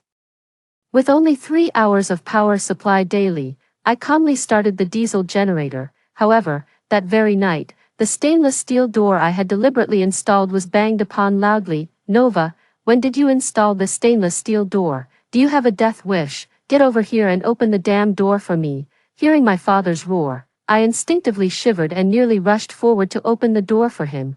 Gradually, reason returned. I calmed down again. Now, I'm inside the door. And my dad is outside. I have air conditioning, food, and weapons, while my parents, who just returned from out of town, have nothing. Otherwise, they wouldn't have come straight to the milk tea shop to find me. The advantage is mine. I have absolutely nothing to fear from them. "Nova, open the door quickly." Mom, Dad and I stood on the high-speed train for 3 days and nights, then walked home from the station. "We're exhausted to death. Hurry up and open the door, cook us some food, return the supplies you bought, then you can get lost." I leisurely walked to the door. The 3 of them wore tattered clothes, their faces sunburned dark, lips cracked and bleeding, with an unwashed stench emanating from their bodies. From a distance, they didn't look like 3 people, but rather 3 charred black sticks. My mother awkwardly nudged Luna, smoothed her hair, and forced a smile. "Nova, don't listen to Luna's nonsense. You're both our dear daughters. How could we ever drive you away? Hurry up and open the door. Mom is so tired and hungry right now. From the looks of it, you've stockpiled quite a bit of supplies, haven't you? With Mom and Dad here, we can protect you properly." My mother was trying to persuade me with gentle tactics, while my father kept shaking the door non-stop, intimidating me with his fists. In my past life, given my timid personality, I would have definitely opened the door for them, but this lifetime, not a chance. I walked straight into the milk tea shop, had them make a fresh, ice-cold mango pomelo sago drink, then came out waving it in front of them. My dad immediately reached out to grab it. "At least you've got some sense. Hurry up and open the door, then make 2 more bowls for us." I took a step back, then right in front of them through the gate, slurped down the entire bowl of mango pomelo sago. It's so delicious, cool and sweet but a bit too icy. My teeth hurt. I've never openly defied their orders like this before. My dad clenched his fists in anger, nostrils flaring slightly. He glared at me fiercely, then waved for my mom and sister to step back. "You little bastard, you dare mess with me, then." My father gathered his strength and slammed violently into the security door. 6. But hey, I bought the extra thick, extra wide 404C stainless steel security door. How could he possibly break it down? Sure enough, my dad grimaced in pain from the impact, but the door didn't budge an inch. He glared at me fiercely, with a look that seemed ready to tear me limb from limb. Just then, my weak-willed sister couldn't withstand the heatstroke and fainted again, before collapsing. Her eyes remained fixed on the bowl of mango pomelo sago in my hands. My parents were both furious and heartbroken. They hurriedly carried Luna home. Before leaving, they made a threatening remark. "Just you wait, I'll get someone to pick the lock tomorrow." For 3 consecutive days, I sat by the door with my chin propped up, waiting for my dad to send someone to pick the lock. But 3 days have passed, and I've been waiting for nothing. I knew it, with weather like this, there's no way to find a sucker willing to help out. Every day I sleep in, binge-watch shows, watch variety programs, feast on big meals, and drink bubble tea. Life couldn't be more blissful. After another 10 days, the temperature quietly rose another 5 degrees. The current temperature has reached absurdly high levels. Just stepping outside makes you feel like you're being roasted alive.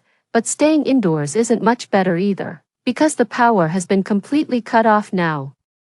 Without air conditioning or fans, even hiding at home, the stuffiness and burning sensation still feels suffocating. Making matters worse, since factories and restaurants have ceased operations, many households have now run out of food supplies. In our neighborhood group chat, I see people begging for food every day. I'm no saint, not seeking to save the world, just wanting to survive safely alone. Silently closing my phone, I began making preparations. If someone comes to steal food, I need to have the strength to fight back. I suspect my parents have already run out of supplies, because, in the neighborhood group chat, I saw they were actually rallying people to raid the ice cream shop for food. Dear neighbors, I'm not afraid of being laughed at. The ice cream shop is our family's, but that bitch Nova actually locked it up. She's hoarding an entire freezer's worth of supplies all to herself, more than she could ever eat.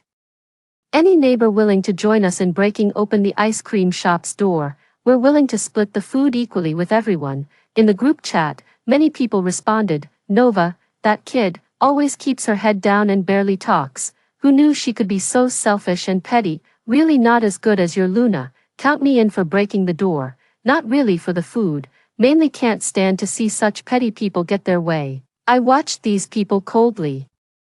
When I was bullied and humiliated before, they all pretended not to see it. Now they're acting indignant on my parents' behalf. These people, I won't let them take a single piece of bread from me. Luna sent me a private message. Nova, you saw that, right? So many people in the group want to break in. There's even a locksmith among them. You're done for. I turned off my phone, looked at the 10 heavy locks I'd hung overnight, and fell into deep thought. Am I really done for? The next morning, sure enough, a dense crowd had gathered outside my house, but before they could get close to the gate, someone let out a sharp scream and jumped 3 feet in the air. That's right, I had scattered nails all over the entrance. These people's souls had already melted from the heat, one nail at a time. This feeling is just too satisfying. Later, they cursed while cleaning up the nails, then pressed tightly against my stainless steel door again, eyeing my supplies with greed, seeing them get closer.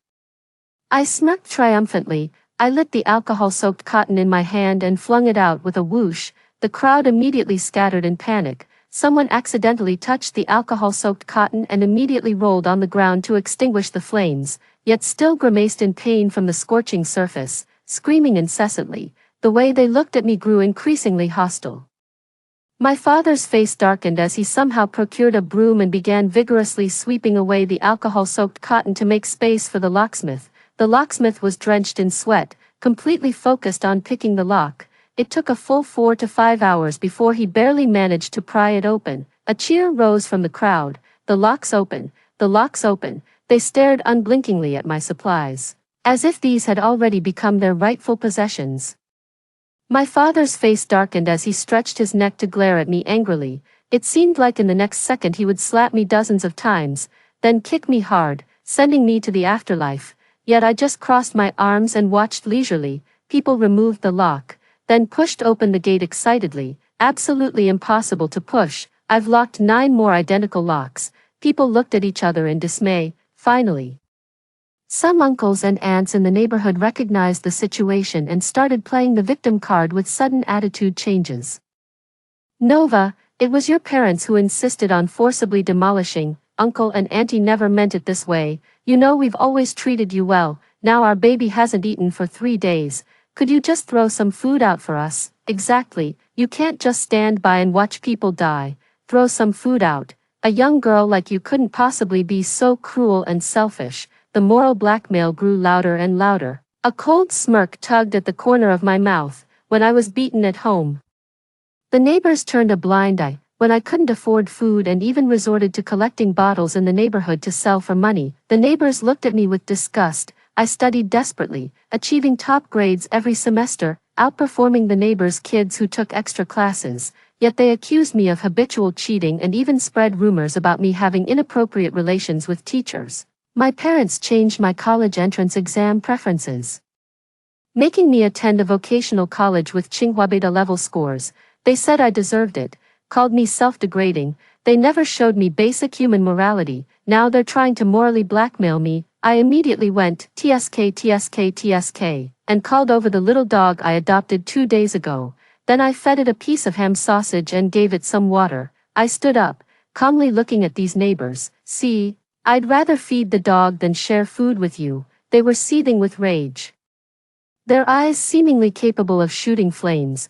They wished they could kill me, yet were utterly helpless. At 1 in the afternoon, the sun scorched the earth like fire. They were merely a motley crew with little patience. Once the sun beat down, they all dispersed. As I was leaving, my parents and Nova gave me a deep, profoundly complex look. 12. Another 10 days passed. During these 10 days, the hours with electricity became fewer and fewer, from 3 hours a day to 1 hour. Then to indefinite power suspension. The voices in the neighborhood group chat gradually diminished too, group profile pictures turned gray one by one. No one knows when this scorching apocalypse will end. Wails and cries can be heard everywhere in the city. My heart softened for just a moment.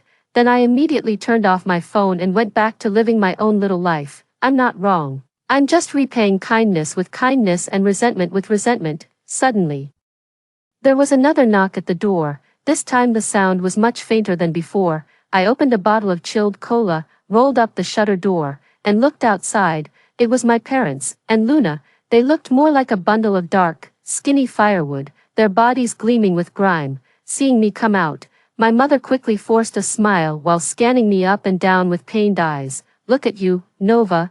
Why can't you take proper care of yourself? You've gotten so thin. It breaks my heart, then. My mom tugged at my dad. My dad managed to squeeze out some tears. Nova, don't be afraid. We're not here to steal your food.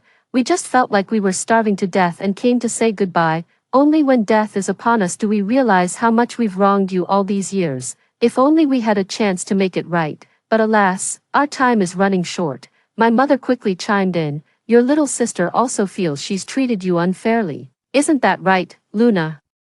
Come apologize to your sister. Luna was reluctant, pursing her lips and refusing to engage. My father glanced at me, then gritted his teeth and actually slapped Luna hard across the face. Apologize to your sister right now. Luna narrowed her eyes, ready to argue back. She held it in again and again, but finally just rolled her eyes and muttered a reluctant, sorry, through gritted teeth. I took a big gulp of cola, let out a soft burp, and issued the order to leave. Finished talking, if so. You can leave now. They never expected their scheme of self-harm and playing the victim to be completely ineffective. Seeing that I was about to leave, they immediately panicked. My father became stern and harsh again. Stop right there. I watched them quietly. My mother has really grown sensible. She flashed me an ingratiating smile and stepped in front of my father. Your father can't speak, Nova. For the sake of me giving birth to and raising you, please give us some food, I beg you. Look at your sister. Her little face has gotten so thin and pointy. How pitiful. But back when I was skin and bones, whoever pitied me, in our household, the dog used to eat better than I did. 7. Whenever I wanted something to eat, I had to beg Luna for it like a dog. Later, Luna actually trained me like she would train a dog. She'd toss a dog treat to Jojo with her left hand, and throw a candy to me with her right. I clenched my fists, standing still, refusing to take it. Luna went to complain to Dad. My father kicked me, knocking me to the ground. Making your sister happy is your blessing. Don't wear that dead face. It's just bad luck to look at. So, I could only kneel down and pick up the food from the ground with my mouth. Thinking of this, I smiled again. Want to eat? No problem. Are you ready to beg me? I held a piece of beef jerky in my hand, then made clicking sounds to call the dog over. The dog saw my beef jerky and wagged its tail excitedly like crazy, while continuously doing the praying gesture. After I fed it, it even happily rolled on the ground. Have you all seen clearly how to properly ask for favors? My parents and Luna's faces instantly turned dark. Mom and Dad exchanged glances, their faces darkening as they slowly knelt down. Luna remained standing defiantly. Why should I? I refused to kneel to her. Mom, Dad, didn't you say Nova was just a dog the family kept? Is she even worthy of me begging her? I took another bowl of iced tofu pudding and said leisurely, all 3 of you must beg me, or else, no food for you. My dad got furious and slapped Luna hard across the face. This time it was a real hit. Luna had never been hit by her parents before. This time, she completely broke down, kicking and punching her kneeling parents. You're so useless, can't even control Nova, making me kneel to her. You're truly worthless. Useless old fools, why don't you just die? My parents stared at Luna, shocked and disappointed. My mother's peeling lips trembled as she questioned her. Luna, how could you say such things? Mom and Dad gave you all our food. Haven't we been good enough to you? Luna lunged forward and scratched my mother's face. Good my ass. Back then my classmates went abroad all the time, but you pathetic losers could only take me on domestic trips. Now in this apocalypse, we have to kneel to others just to get food. You're the most useless parents ever. My parents' faces instantly turned livid with anger. looking at least 10 years older. Luna was ultimately forced to kneel by my father. They whimpered and begged for mercy from me. I clapped my hands, went inside to fetch them a sausage, and filled a dog bowl with water. My parents hadn't even reached out their hands. Luna had already snatched the sausage and devoured it in a few quick bites, then gulped down the water noisily, with much of it spilling onto the ground and instantly evaporating. 13. Now, my parents' eyes were truly red with anger. Luna, your father and I have given you every bit of food we found these past 2 days. How can you still eat alone now? Luna wiped her mouth indifferently. You brought me into this world, so isn't it your duty to feed and clothe me? I haven't even complained about how useless you are. My father looked at Luna's hideous and ugly face, and despite not having eaten or drunk for days, he tremblingly raised his hand, wanting to hit this unfilial daughter. Luna suddenly pushed my parents to the ground, even threw stones at them, and then ran away. My father's head happened to hit the sharp corner of a railing, and just like that, he fell silent. My mother also lay on the ground, panting heavily, her face flushed with an abnormal redness. She had heatstroke. My mother looked at me with pleading eyes. Nova, save me, save my life. When Dad hit you, at least Mom tried to stop him, didn't she? 7. I looked at my mother indifferently. Do you remember, when I was a child, I had a 40-degree fever with convulsions, but my sister insisted on going to the zoo. You left with her without hesitation. I begged you to. I held your hand and begged you to save me. What did you say? You say, I'm making a mountain out of a molehill, just being dramatic. My mother wanted to say something more, but the words wouldn't come out. Gradually, her face became covered with tears of guilt, and her breathing grew weaker and weaker. It's Mom's fault. I'm the one who wronged you. After that, there was complete silence. I picked at my ears, feeling utterly calm inside. A few more days passed, and at dusk, I suddenly heard strange noises at the door. I rolled up the shutter door and was shocked to see Luna and several stray dogs fighting over my parents' corpses. I felt so nauseous I almost vomited, but when Luna saw me, her eyes gleamed green. After being hungry for so long, she finally behaved. She knelt before me, panting with her tongue out, even voluntarily rolled on the ground several times, wearing an ingratiating smile. Sister, I was wrong. Please give me some food. Human flesh is absolutely disgusting. Luna's hair was disheveled, with blood stains on her face and body, looking like a demon. I stared at her in shock. Those were the parents who loved and cherished you. How could you bear to eat them? Luna didn't care at all, because they're my parents. They should sacrifice themselves. My mom's meat is tender, but my dad's is too tough.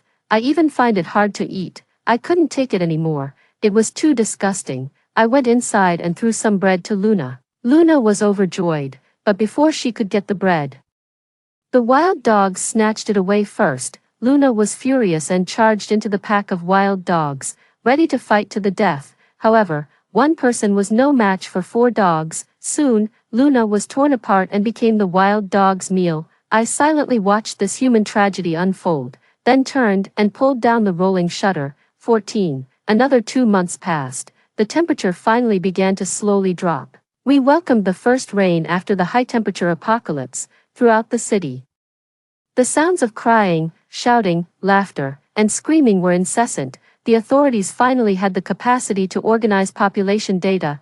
It was discovered that during this high-temperature apocalypse, over 34% of the national population perished, and I, finally taking off my sun-protective clothing, opened the iron gate, rushed into the rain, and cried my heart out. I made it through. My enemies are all dead. I even inherited my enemies' fortunes. I no longer have to live under the bullying and fists of others. I can finally, openly, be a normal person. Is there anything more wonderful in this world than this? Story 2, Gossip. Gossip. City A is about to welcome the biggest snowfall in 120 years this week. Those who don't want to die should stock up on supplies immediately. When Aurora saw this message, she rolled her eyes so hard that they almost went to the back of her head. Come on, is the big sun outside fake? Spreading negative information, she reported it with a flick of her finger. 1. With the rapid development of the city, Aurora has indeed reaped some benefits from the information boom. Now she has a bit of spare money in her hands, and she owns 2 houses. She rents out one and lives in the other. this naturally lazy person decided to lie low at home for a while, collecting rent on time every month. And her life was really pleasant, although the beginning of autumn has passed. The weather outside is still extremely hot. The autumn tiger is indeed powerful. Just as she was about to open the window for some air, she gave up the idea. Forget it, it's better to turn on the air conditioner. Although Aurora didn't believe that a blizzard was coming, as a lazy and gluttonous person, she always had to stock up on all kinds of food at home. Thinking of this, Aurora decided to go out immediately to prepare rations for her gluttony in the coming week. As soon as her car drove into the supermarket parking lot, she was shocked by the densely parked cars. The parking lot that could hold over 1,000 cars was actually overflowing with vehicles. She circled around the parking lot several times before barely finding a parking space. Alarm bells rang in Aurora's heart. It's understandable that there are a lot of people out shopping on weekends, but this situation on a weekday doesn't make sense. Could it be because of that ridiculous message on the internet? Without giving it much thought, she raised her foot and squeezed into the supermarket with the crowd, too. She had never imagined that one day she would feel like she was in the spring festival travel rush while shopping in a supermarket. The supermarket staff stood at the entrance shouting, "Don't push, queue up," in an orderly manner, over and over again. But the crowd behind them was still pouring in. There wasn't a single shopping cart at the distribution area. Aurora was a bit stunned. What on earth was going on here? Her face changed, and she secretly thought that something was wrong. There might really be something happening. After thinking for a while, she turned around and squeezed out of the supermarket. She ran to the parking lot hoping to get a shopping cart by chance and found that there were quite a few people with the same idea. So she ran to the exit and followed the customers who had finished shopping. She directly took the cart after they loaded their cars. When she squeezed back into the supermarket again, she already had a complete shopping list in her mind. Rice, flour, and oil are essential. She also planned to buy some instant foods. For vegetables, she would directly buy dehydrated ones. If she couldn't get them, she would buy instant soup. Processed meat products like beef jerky and shredded squid, which can be preserved, were also on her list. There were still a lot of daily necessities at home, so she could buy them next time. Having made up her mind, she rushed into the supermarket and headed straight for the grain and oil area. When she saw the bare shelves of rice and flour, she was extremely speechless. Goodness! How did they manage to clear out even the glutinous rice and small beans? She deeply regretted her bad habit of never stocking up on rice and flour. After a little thought, she decided to go for semi-finished products. She rushed straight to the frozen food area. Fortunately, there weren't many people in the frozen food area. Although the remaining items weren't complete, they were sufficient. She quickly grabbed some frozen steamed buns, bread, steamed stuffed buns, and other things that could be eaten after heating. But then she thought that if there was no gas, these things would be useless, so she decisively turned around and headed for the instant food area. When Aurora arrived at the instant food area, she finally knew what a chaotic scene looked like.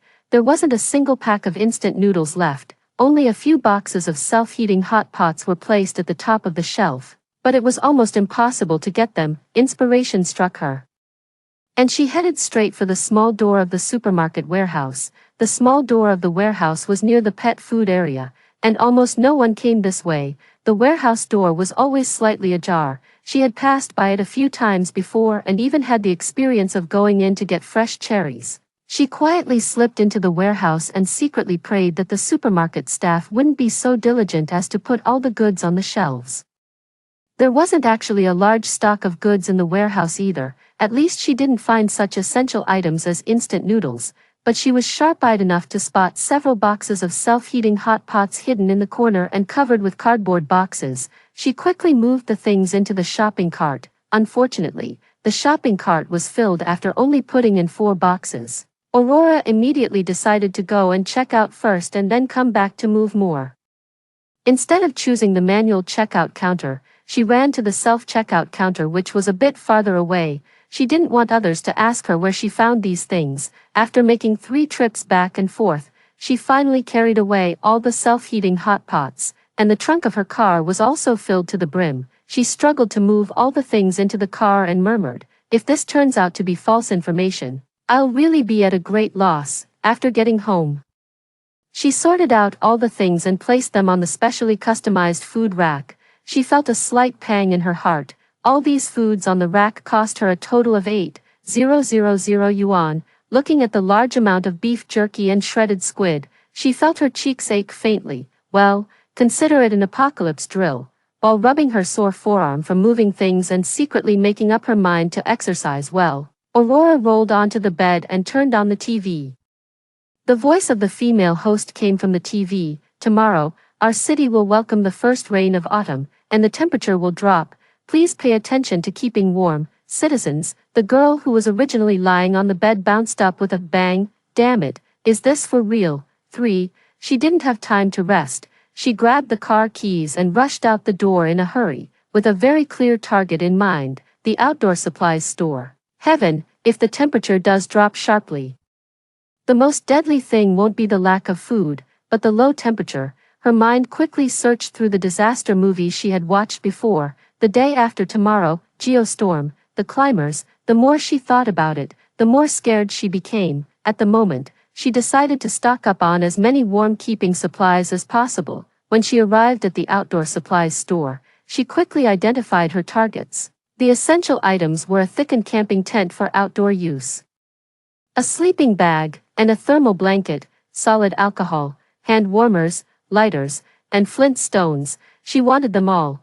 Turning around, she saw those long and thick down jackets for outdoor use and decisively bought 2. She also asked the salesperson to help her get the warmest snow boots. She didn't even forget small items like socks. The salesgirl's eyes squinted into slits with a smile. Meeting such a big spender in the middle of autumn was like a stroke of luck from the sky.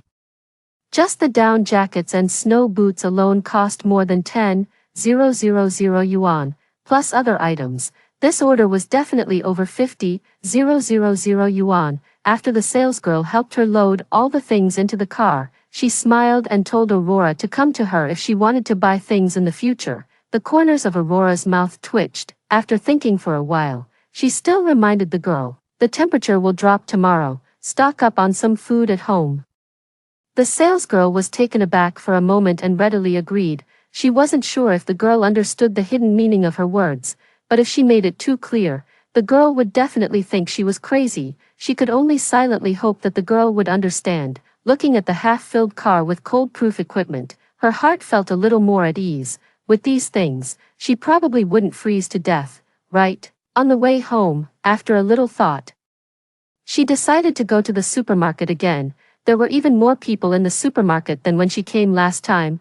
This time, her target wasn't instant food anymore. Instead, she went straight to the candy area. This time, she planned to finish the shopping quickly. Instead of looking for a shopping cart, she picked up a shopping basket. After quickly reaching the candy area, she found that the chocolate shelf was indeed the main target of looting. Looking at the few remaining items, she decisively swept them all into the shopping basket. Chocolate could provide the body with a large amount of energy, and the energy gap that instant food couldn't meet could be made up for with chocolate. Although candies weren't as effective as chocolate, they could save a person's life when suffering from low blood sugar. Whether they tasted good or not, she put them all into the basket. When it came to a snow disaster, the most likely situation was the suspension of water and power supply. Aurora immediately searched for the water stations near her home and decisively ordered 8 buckets of water for herself. After checking out, she ran to the beverage area and frantically bought energy drinks. Thinking of the car full of high-calorie foods, she silently sighed in her heart. Eating all these things would definitely make her gain at least 15 pounds of weight. After getting home, she didn't rush to unload the things. Instead, she silently waited for the water delivery guy. She gave the guy an extra 100 yuan and asked him to help her carry the things upstairs. The guy was also stunned by her crazy behavior. She quickly explained that she was going to have a party at home. In fact, to be honest, she wasn't afraid at all that others would find out about her stockpiling. It was a snow disaster, after all. Even robbers probably wouldn't have the guts to go out of their homes. By the time she had sorted out all the things, it was already the early morning. Aurora took out a pen and paper and carefully inventoried the name and quantity of each item. She couldn't help but gasp in surprise. There were 120 boxes of self-heating hot pots, 50 boxes of self-heating rice, 10 bags each of frozen bread and steamed buns, 50 blocks of instant soup, 5 packs of dehydrated vegetable packets, 20 cans of fruit canned food, all kinds of chocolates and candies filled 2 20-liter storage boxes completely, plus 8 buckets of drinking water and 5 cases of energy drinks. Normally speaking, she would have no problem staying indoors for a month. In an extreme situation, if she ate a little less, she could probably last for 2 months. During this period, she also found the electric heater and high-power flashlight she bought before, hoping that the electricity would last a little longer. 4. The sky was so overcast that it was terrifying. Aurora stood on the balcony, silently looking at the sky for a long time without saying a word. She was also secretly worried in her heart. If all this really happened, it would definitely be a catastrophic disaster for most families. Should she go and notify everyone? After careful consideration, she decided to post anonymously online. Whether a few people believed it or not was up to fate. There were only a few replies to the post, and the few messages were full of mockery, just as she had expected. Nowadays, you don't even need to open your mouth to spread rumors, just move your fingers and it's done. The poster is so powerful. Another person with persecution delusion, security, carry this one away and move on to the next. However, according to the weather forecast, it seems that it's going to rain today, but a snow disaster is a bit. Anyway, I've bought a week's worth of groceries. The rain arrived as expected. And so did the strong wind. The strong wind blew the glass, making it rattle. Aurora was suddenly awakened. The rain slapped wildly against the windows. There were almost no vehicles or pedestrians on the street. She took out her phone and saw, there is a sudden heavy rainstorm in the city. Please pay attention to your travel safety, citizens. The short video app was flooded with posts about the sudden drop in temperature. Everyone was discussing this sudden heavy rain. And some people even came up with conspiracy theories. Although everyone was chatting and discussing, no one thought that this heavy rain was just the beginning. Aurora glanced at the electronic thermometer on the wall. It showed that the indoor temperature had suddenly dropped to 15 degrees. The sudden drop in temperature still made her feel flustered, and for a moment, she didn't know what to do. The rain became even heavier. The buildings outside were obscured by the rain curtain, and it was pouring as if the sky had leaked. The dense raindrops hit the glass, making a sound like the roar of a wild beast. She sat on the sofa, staring blankly out the window. Suddenly, she remembered something and rushed to the storage room. She found the box of spare materials left after the decoration. Among a pile of spare materials, she found the set of family workbox given by the decoration company, which contained small hammers, screwdrivers, pliers, and other tools. If she really encountered difficulties, these things might come in handy. While rummaging around, she was pleasantly surprised to find 2 rolls of wide tape. When she was a child, her mother told her that if you make a rice-shaped pattern with tape on the glass is less likely to break. She quickly made a rice-shaped pattern with the wide tape on all the windows. After finishing this, there was still more than half of the tape left in her hand. Looking at the remaining tape, she turned around to find plastic bags and tightly stuck the gaps of the windows. When she was a child, her family was poor, and the gaps in the windows always let in the wind. She couldn't sleep at all in the cold winter. Her mother taught her to stick the gaps with tape. Although the room was still cold, at least the wind wouldn't blow in anymore. Unexpectedly, the cold-proof method she learned when she was a child was still useful now. After doing all this, Aurora lazily nestled into the quilt, planning to take another nap. Only then did she find that the Instagram group of the community was in an uproar. The water has flowed into the corridor. When will the property management come to deal with it? The property management is not doing their job. We're wasting our money on them. It's so cold today. Should we consider starting the heating earlier? There is some flooding on the first floor of the property management office. Please send someone to take a look. The property management pretends to be dead at this time. I will never pay the property management fee again next year. The property management staff and the building manager were comforting the residents who were jumping up and down and scolding fiercely in the group. Aurora curled her lips, turned off the phone screen, turned on the TV, and for the first time, paid attention to the news reports. The news channel was also broadcasting information about the heavy rain on an emergency basis, reminding the residents to close their doors and windows and not to go out. The news was repeatedly reminding people about disaster prevention, and there was no new information. Aurora simply turned off the TV and lay on the bed, feeling a bit at a loss. In the evening, the sound of the wind and rain gradually subsided. The sky took on a strange reddish-purple color, and the clouds were so thick that it felt as if the sky was going to press down. There was an indescribable smell in the air. 5.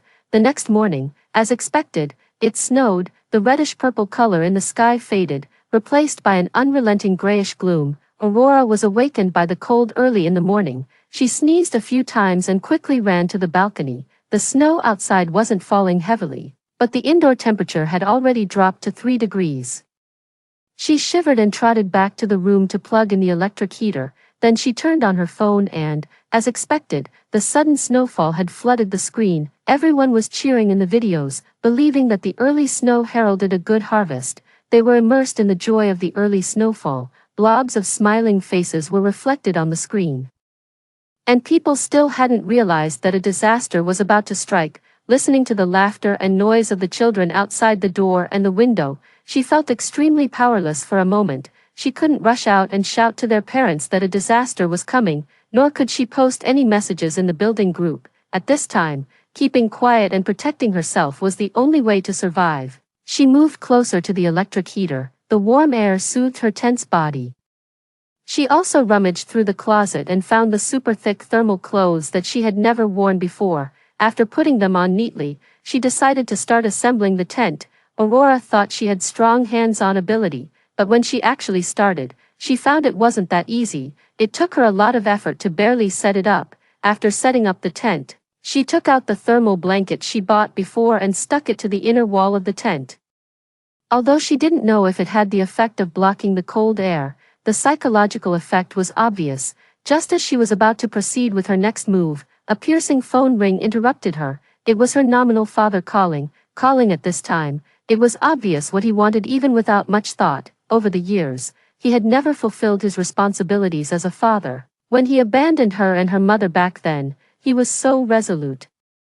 Her mother had no choice but to raise the young her alone. After years of toil, she became seriously ill due to overwork and finally passed away last year. And this father of hers actually had the audacity to come and ask her for the money to cover her mother's funeral expenses. She had still harbored a faint glimmer of hope for some kind of familial affection from him, but that hope was shattered after that incident. Thanks to him, Aurora had never been able to trust men, and thus she had remained single all this time. Scenes from the past emerged frame by frame, and the noise of the phone ring didn't pull her out of her memories.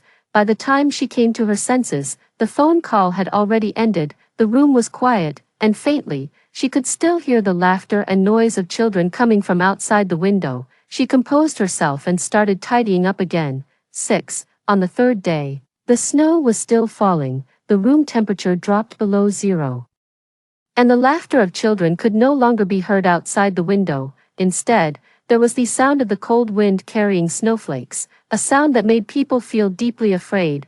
Without the sunlight, even when wrapped in a down jacket at home, she still felt a chill. Sure enough, those 2 thickened down jackets were a good purchase. Just by looking at the $9.99 plus messages in the community Instagram group, she knew that everyone was not prepared for the sudden drop in temperature.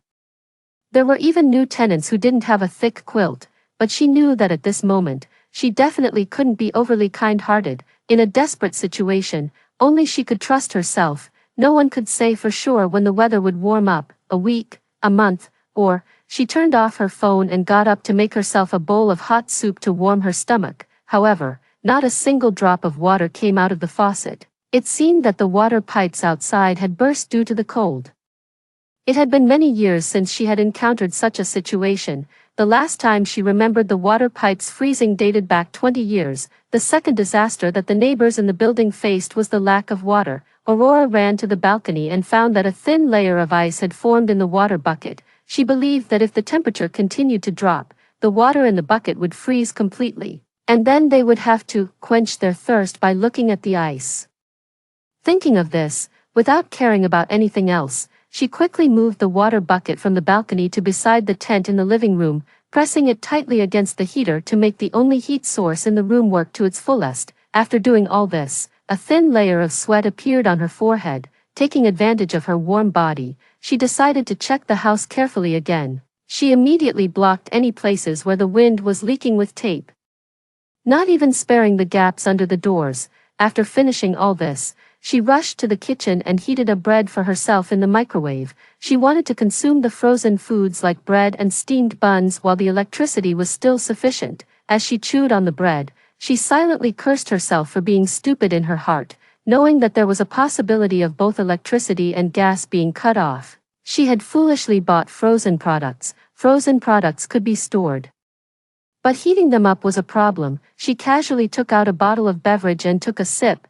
The icy liquid flowed from her throat all the way to her stomach, making her shiver. She turned her head and stared blankly at the heavy snow outside the window. Would the snow stop tomorrow? Suddenly, there was a knock on her door. It was the young couple who had just moved in next door. Aurora wasn't familiar with them. They had only exchanged nods when they moved in. What were they doing here at this time? Aurora stood up warily and quietly walked to the door. She didn't make a sound rashly. At this moment, even the most careless person knew the difficulties that were about to come. The rain from the previous day mixed with the heavy snow, and now there was no chance to go out and buy supplies. The only way to obtain supplies was to rob others. And a girl living alone like Aurora was the best target for robbing. The two people outside the door were still knocking. The boy was knocking and shouting for help loudly. Please, we just moved in and don't have a single thick piece of clothing. Please spare us a quilt, just to save our lives. But Aurora still heard the girl whispering to the boy, are you sure you saw her buy a lot of things? It seems that there's no one in this house. The boy lowered his voice and said, she bought a lot of water, I saw it.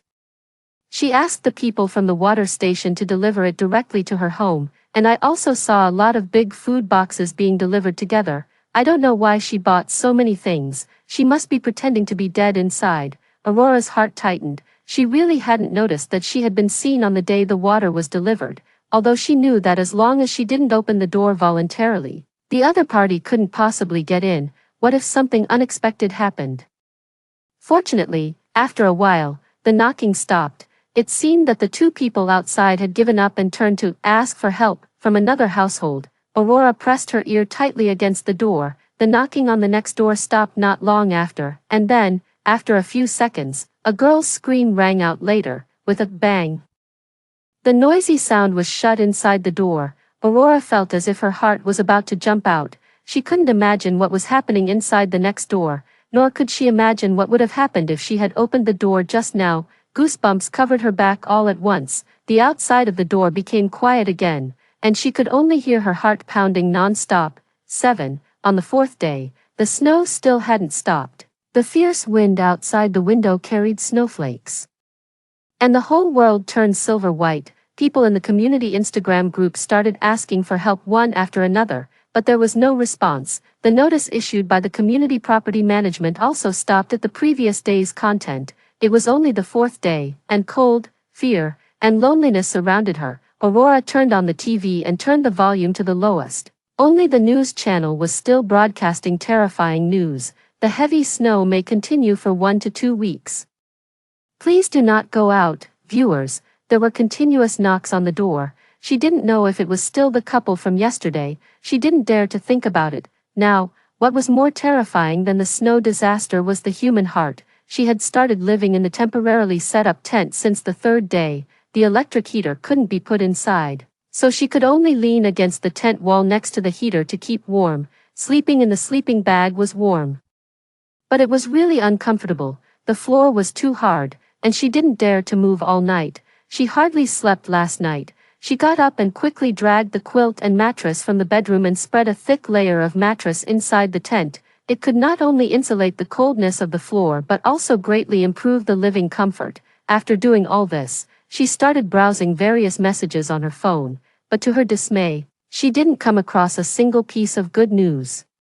It wasn't just City A, the northern regions, central regions, and even some southern regions of the country had all suffered snow disasters of varying degrees. Looking at the news reports, her heart sank deeper and deeper. A disaster on a national scale meant that the rescue work would be extremely difficult. There might not even be any rescue efforts in the short term. Whether she could survive or not depended entirely on herself. Aurora picked up a chocolate energy bar.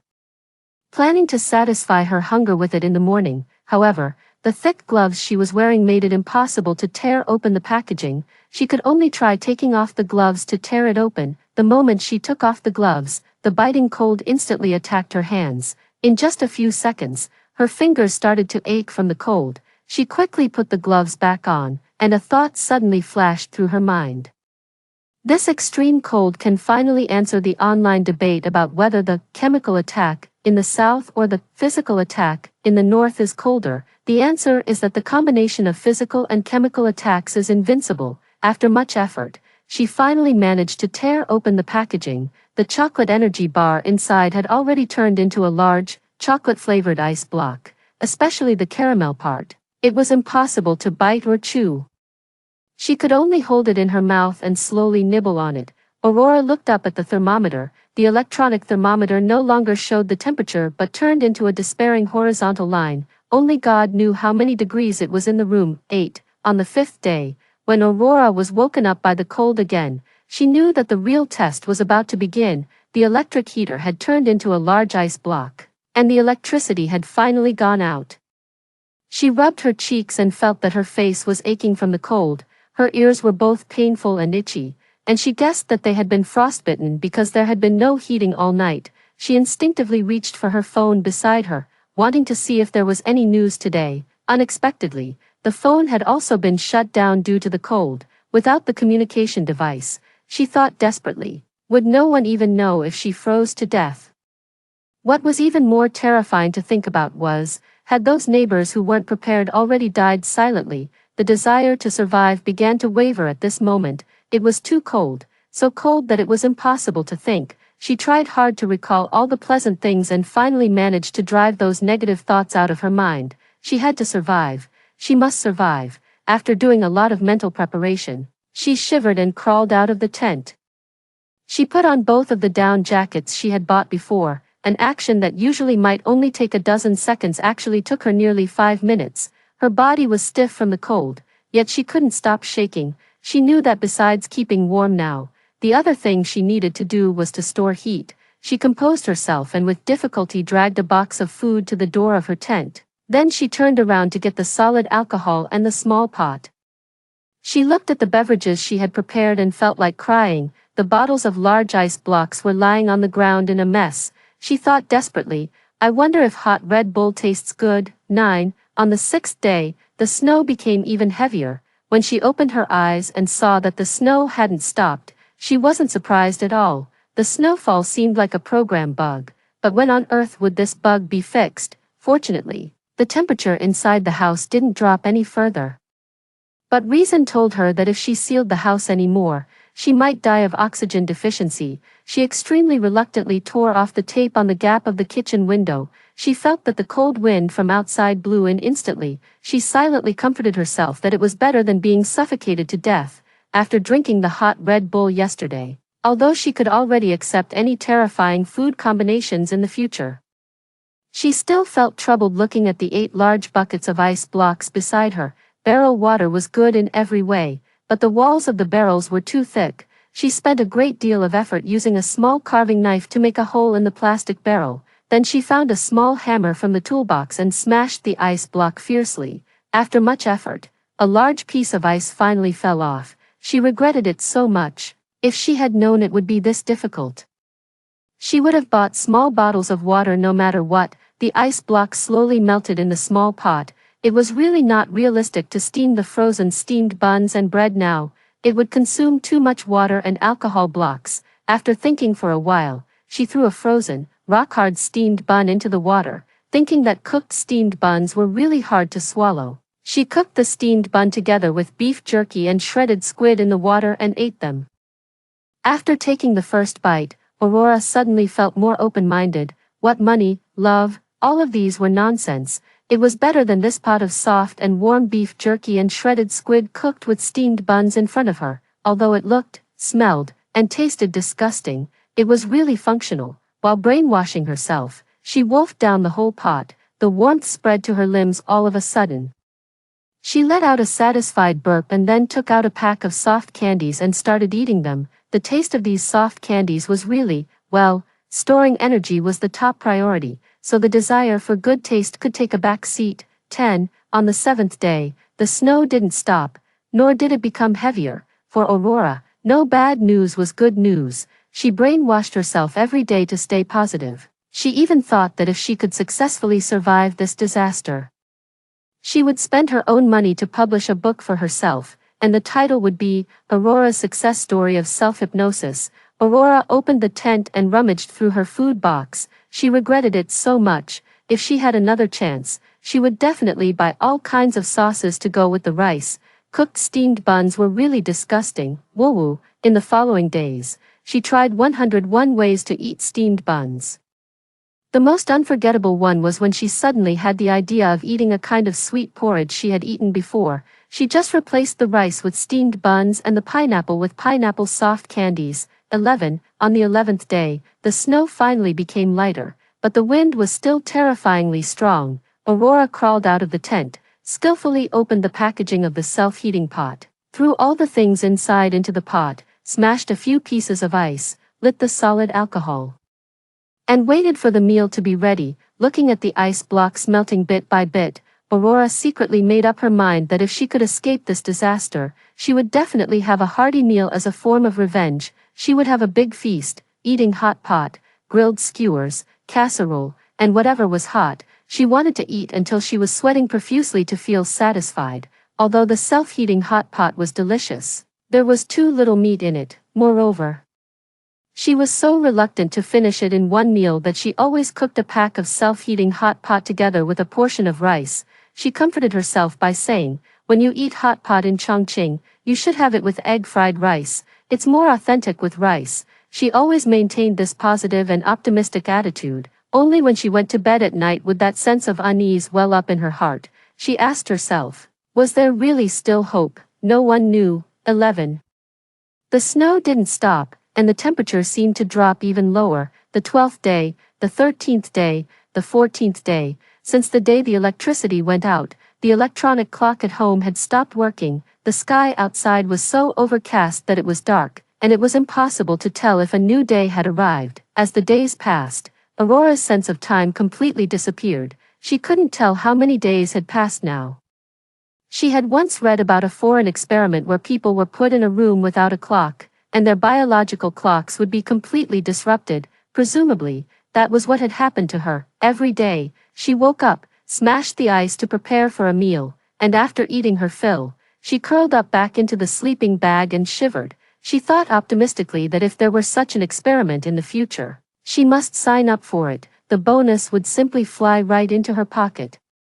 12. Unfortunately, no matter how optimistic one's mindset was, it couldn't withstand the cruel truth. Now, there was only the sound of the wind in the whole world. She had tried knocking on the heating pipes every day for the past few days to see if there were any living people around who could respond to her, but to her despair, no matter how long she knocked, she didn't receive a response. Her neighbors, if there were no accidents, had all died in this autumn. She felt as if she had been abandoned by the world. There was no response or answer, only she was still persevering. But how much longer could she hold on? She didn't know either. There was still a lot of stored food, but most of the solid alcohol had been used up. She stared blankly and thought, without alcohol, could she burn books, burn clothes, or simply burn the furniture? She shook her head and quickly drove this stupid thought out of her mind. If she wasn't starved or frozen to death, but instead suffocated or burned to death, that would be really ridiculous. Now she could only hope that this snow disaster would pass quickly. 13. On the 20th day, she didn't know how many more days she could hold on. The chocolate was gone, and most of the meat products like beef jerky had been eaten. There were still quite a few dehydrated vegetables and self-heating hot pots left, but the remaining solid alcohol was really insufficient. Cooking frozen food each time consumed a large amount of solid alcohol, and a sense of powerlessness spread from the bottom of her heart. It was so cold, wrapping herself in 2 down jackets still couldn't resist this bone-chilling cold. Her limbs were already frozen stiff. She tried to move her toes, but unfortunately, she couldn't. She knew in her heart what this meant, but she didn't have the courage and couldn't take off her boots to check the situation. She could only let it be. She wasn't sure if this was the beginning or the end. She could only pray for the goddess of luck to come. There was only one last pack of hand warmers left, and she was reluctant to open it. Apart from the cold, now what was more terrifying than hunger was the overwhelming loneliness. She didn't know if there were still people around her, or even in this city, and how many were alive. She missed the noisy voices of the children downstairs, the quarreling voices that once made her, and the endless renovation noises. She even began to regret not answering that phone call she didn't want to answer. She curled up in the sleeping bag, wanting to cry but not daring to. She was afraid that if she shed tears, the traces of the tears would make the frostbite on her face even worse, and she was even more afraid that the tears wouldn't come out at all. She softly hummed the song her mother used to sing to her. This was the first time in such a long time that she heard a sound other than the wind. Although her voice was dry and trembling because of the cold, this was the only thing she could do now. 14. On the 23rd day, the solid alcohol ran out. She opened the self-heating hot pot. She still didn't know when the rescue would arrive, and no water resources could be wasted. She put the ingredients from the self-heating pot on her chest to thaw the food with her body temperature. She smashed the frozen water and slowly melted the ice by putting it in her mouth to replenish her strength. Although doing so would undoubtedly take away a large amount of heat from her body, she still hadn't given up. She believed that she could wait until the day the disaster ended. 15. On the 25th day, there were only 2 cases of energy drinks and 1 bucket of mineral water left. Her body was getting heavier and heavier, and she was becoming more and more listless. Aurora could clearly feel that her life was slipping away bit by bit. She forced herself to perk up and opened a can of canned food. The peaches inside were frozen in the sugar water.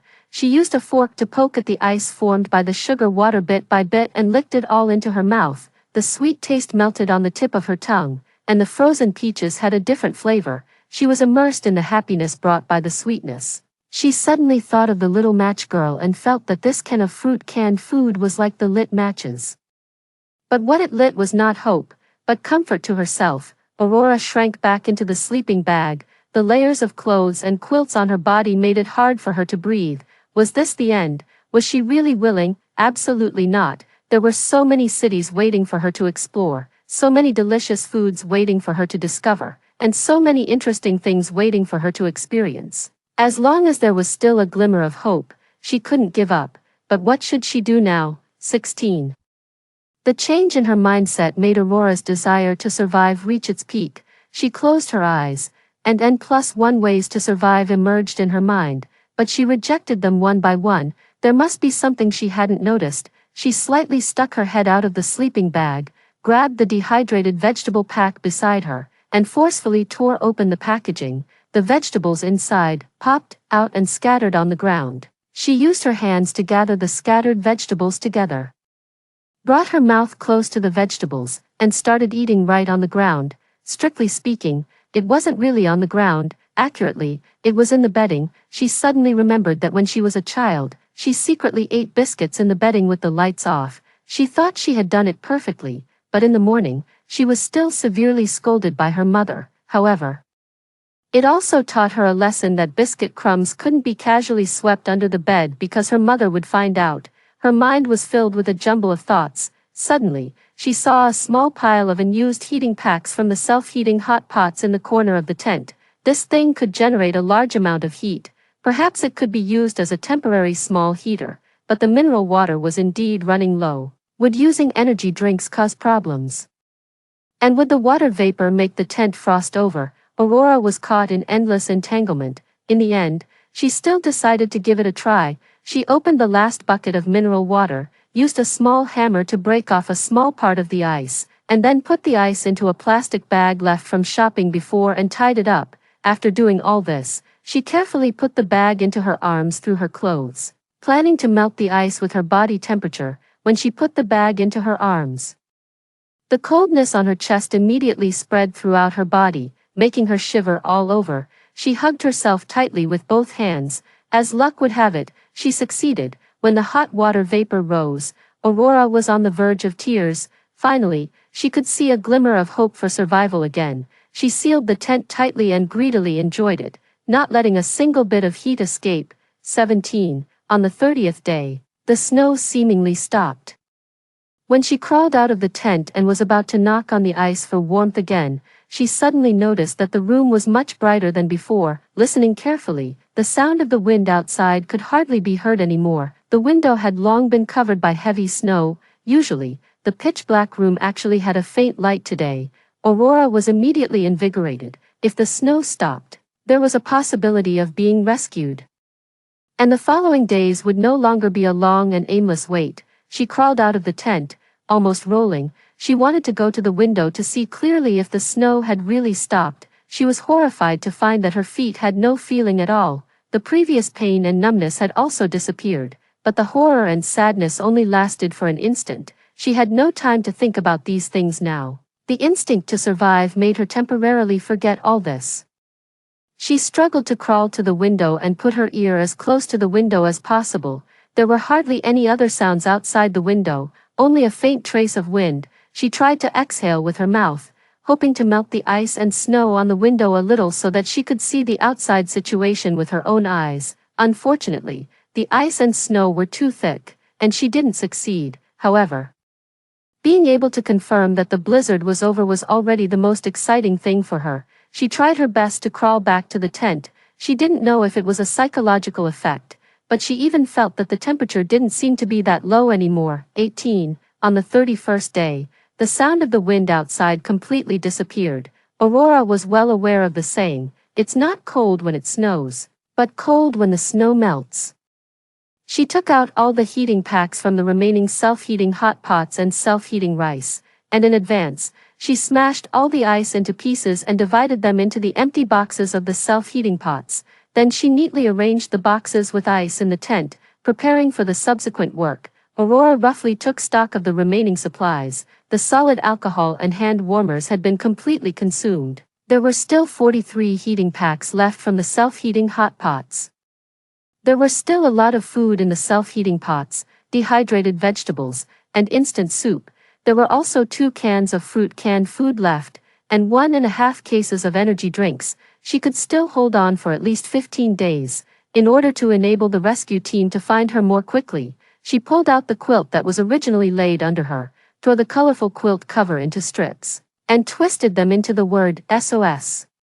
Then she used the last bit of tape to stick the strips on the glass. She believed that as long as the snow on the window melted, the rescue team could notice the distress message on the window at the first time, and thus the probability and speed of her being rescued could be greatly increased. She had originally wanted to stuff the strips outside the door gap, but considering the actual situation, she gave up, not to mention that she had taped the door gap before. The thick ice that had formed on the door now couldn't be dealt with by her in a short time. Aurora rubbed her sore forearm from moving things and secretly made up her mind to exercise well. Then she rolled onto the bed and turned on the TV. 19. On the 33rd day, she could feel that the snow on the window was slowly melting, and the light coming in from the outside made the room brighter and brighter. On the 35th day, the sound of a helicopter came towards her from afar. "Please wait patiently for rescue at home, residents. Please wait patiently for rescue at home, residents. Please wait patiently for rescue at home, residents." Aurora could hardly believe her ears. The rescue team had actually come, and so quickly. She used all her strength to crawl out of the sleeping bag, picked up the toolbox beside her, and crawled towards the gate. Aurora exerted all her might and smashed the gate. Once, twice, the thick ice that had originally formed on the gate gradually cracked under her violent smashing. The sound of the knocking echoed throughout the entire room. She didn't know how long she had been knocking. There was no ice left in the places she could reach. Her arms were extremely sore and numb from the long time knocking, but she didn't dare to stop. She was afraid that because of her momentary slack, the rescue team wouldn't find her. Fortunately, before she ran out of strength, a noisy sound of footsteps came from outside the door. She mustered all her strength and banged on the door hard, tears streaming down her face. She was saved. Finally, she was saved. 20. Epilogue. This doomsday-like heavy snow lasted for 32 days. And the entire city was covered by snow. In City A, with a permanent population of over 20 million, when the post-disaster statistics were made, there were only less than 100,000 survivors left. Tens of millions of people left silently in this disaster. The heavy snow buried the entire street. and the snow depth even reached 3 meters, about the height of a 3-story building. Countless bungalows were crushed, and low-rise buildings were buried. The rescue operation was extremely difficult. Aurora was successfully rescued by the rescue team and transferred to a temporary relief hospital for treatment. Due to the long-term extreme cold, her face and hands were severely frostbitten. The doctors tried their best but couldn't save her left foot, but she was satisfied. Later, the government built an electronic monument for the victims of this disaster. Whenever Aurora opened the electronic monument and saw those once vivid smiling faces, tears would uncontrollably stream down her face. 3 months later, Aurora was successfully discharged from the hospital. She looked at the empty street in a daze. The former bustle and prosperity were no longer there. Later, after receiving several post-disaster trauma psychological treatments, Aurora also joined the post-disaster reconstruction volunteer activities. She did her best to help those in need and warmed the people around her with a positive and sunny attitude and a bright smile. Late at night, Aurora opened her laptop and typed a line of words on the computer: Aurora's success story of self-hypnosis.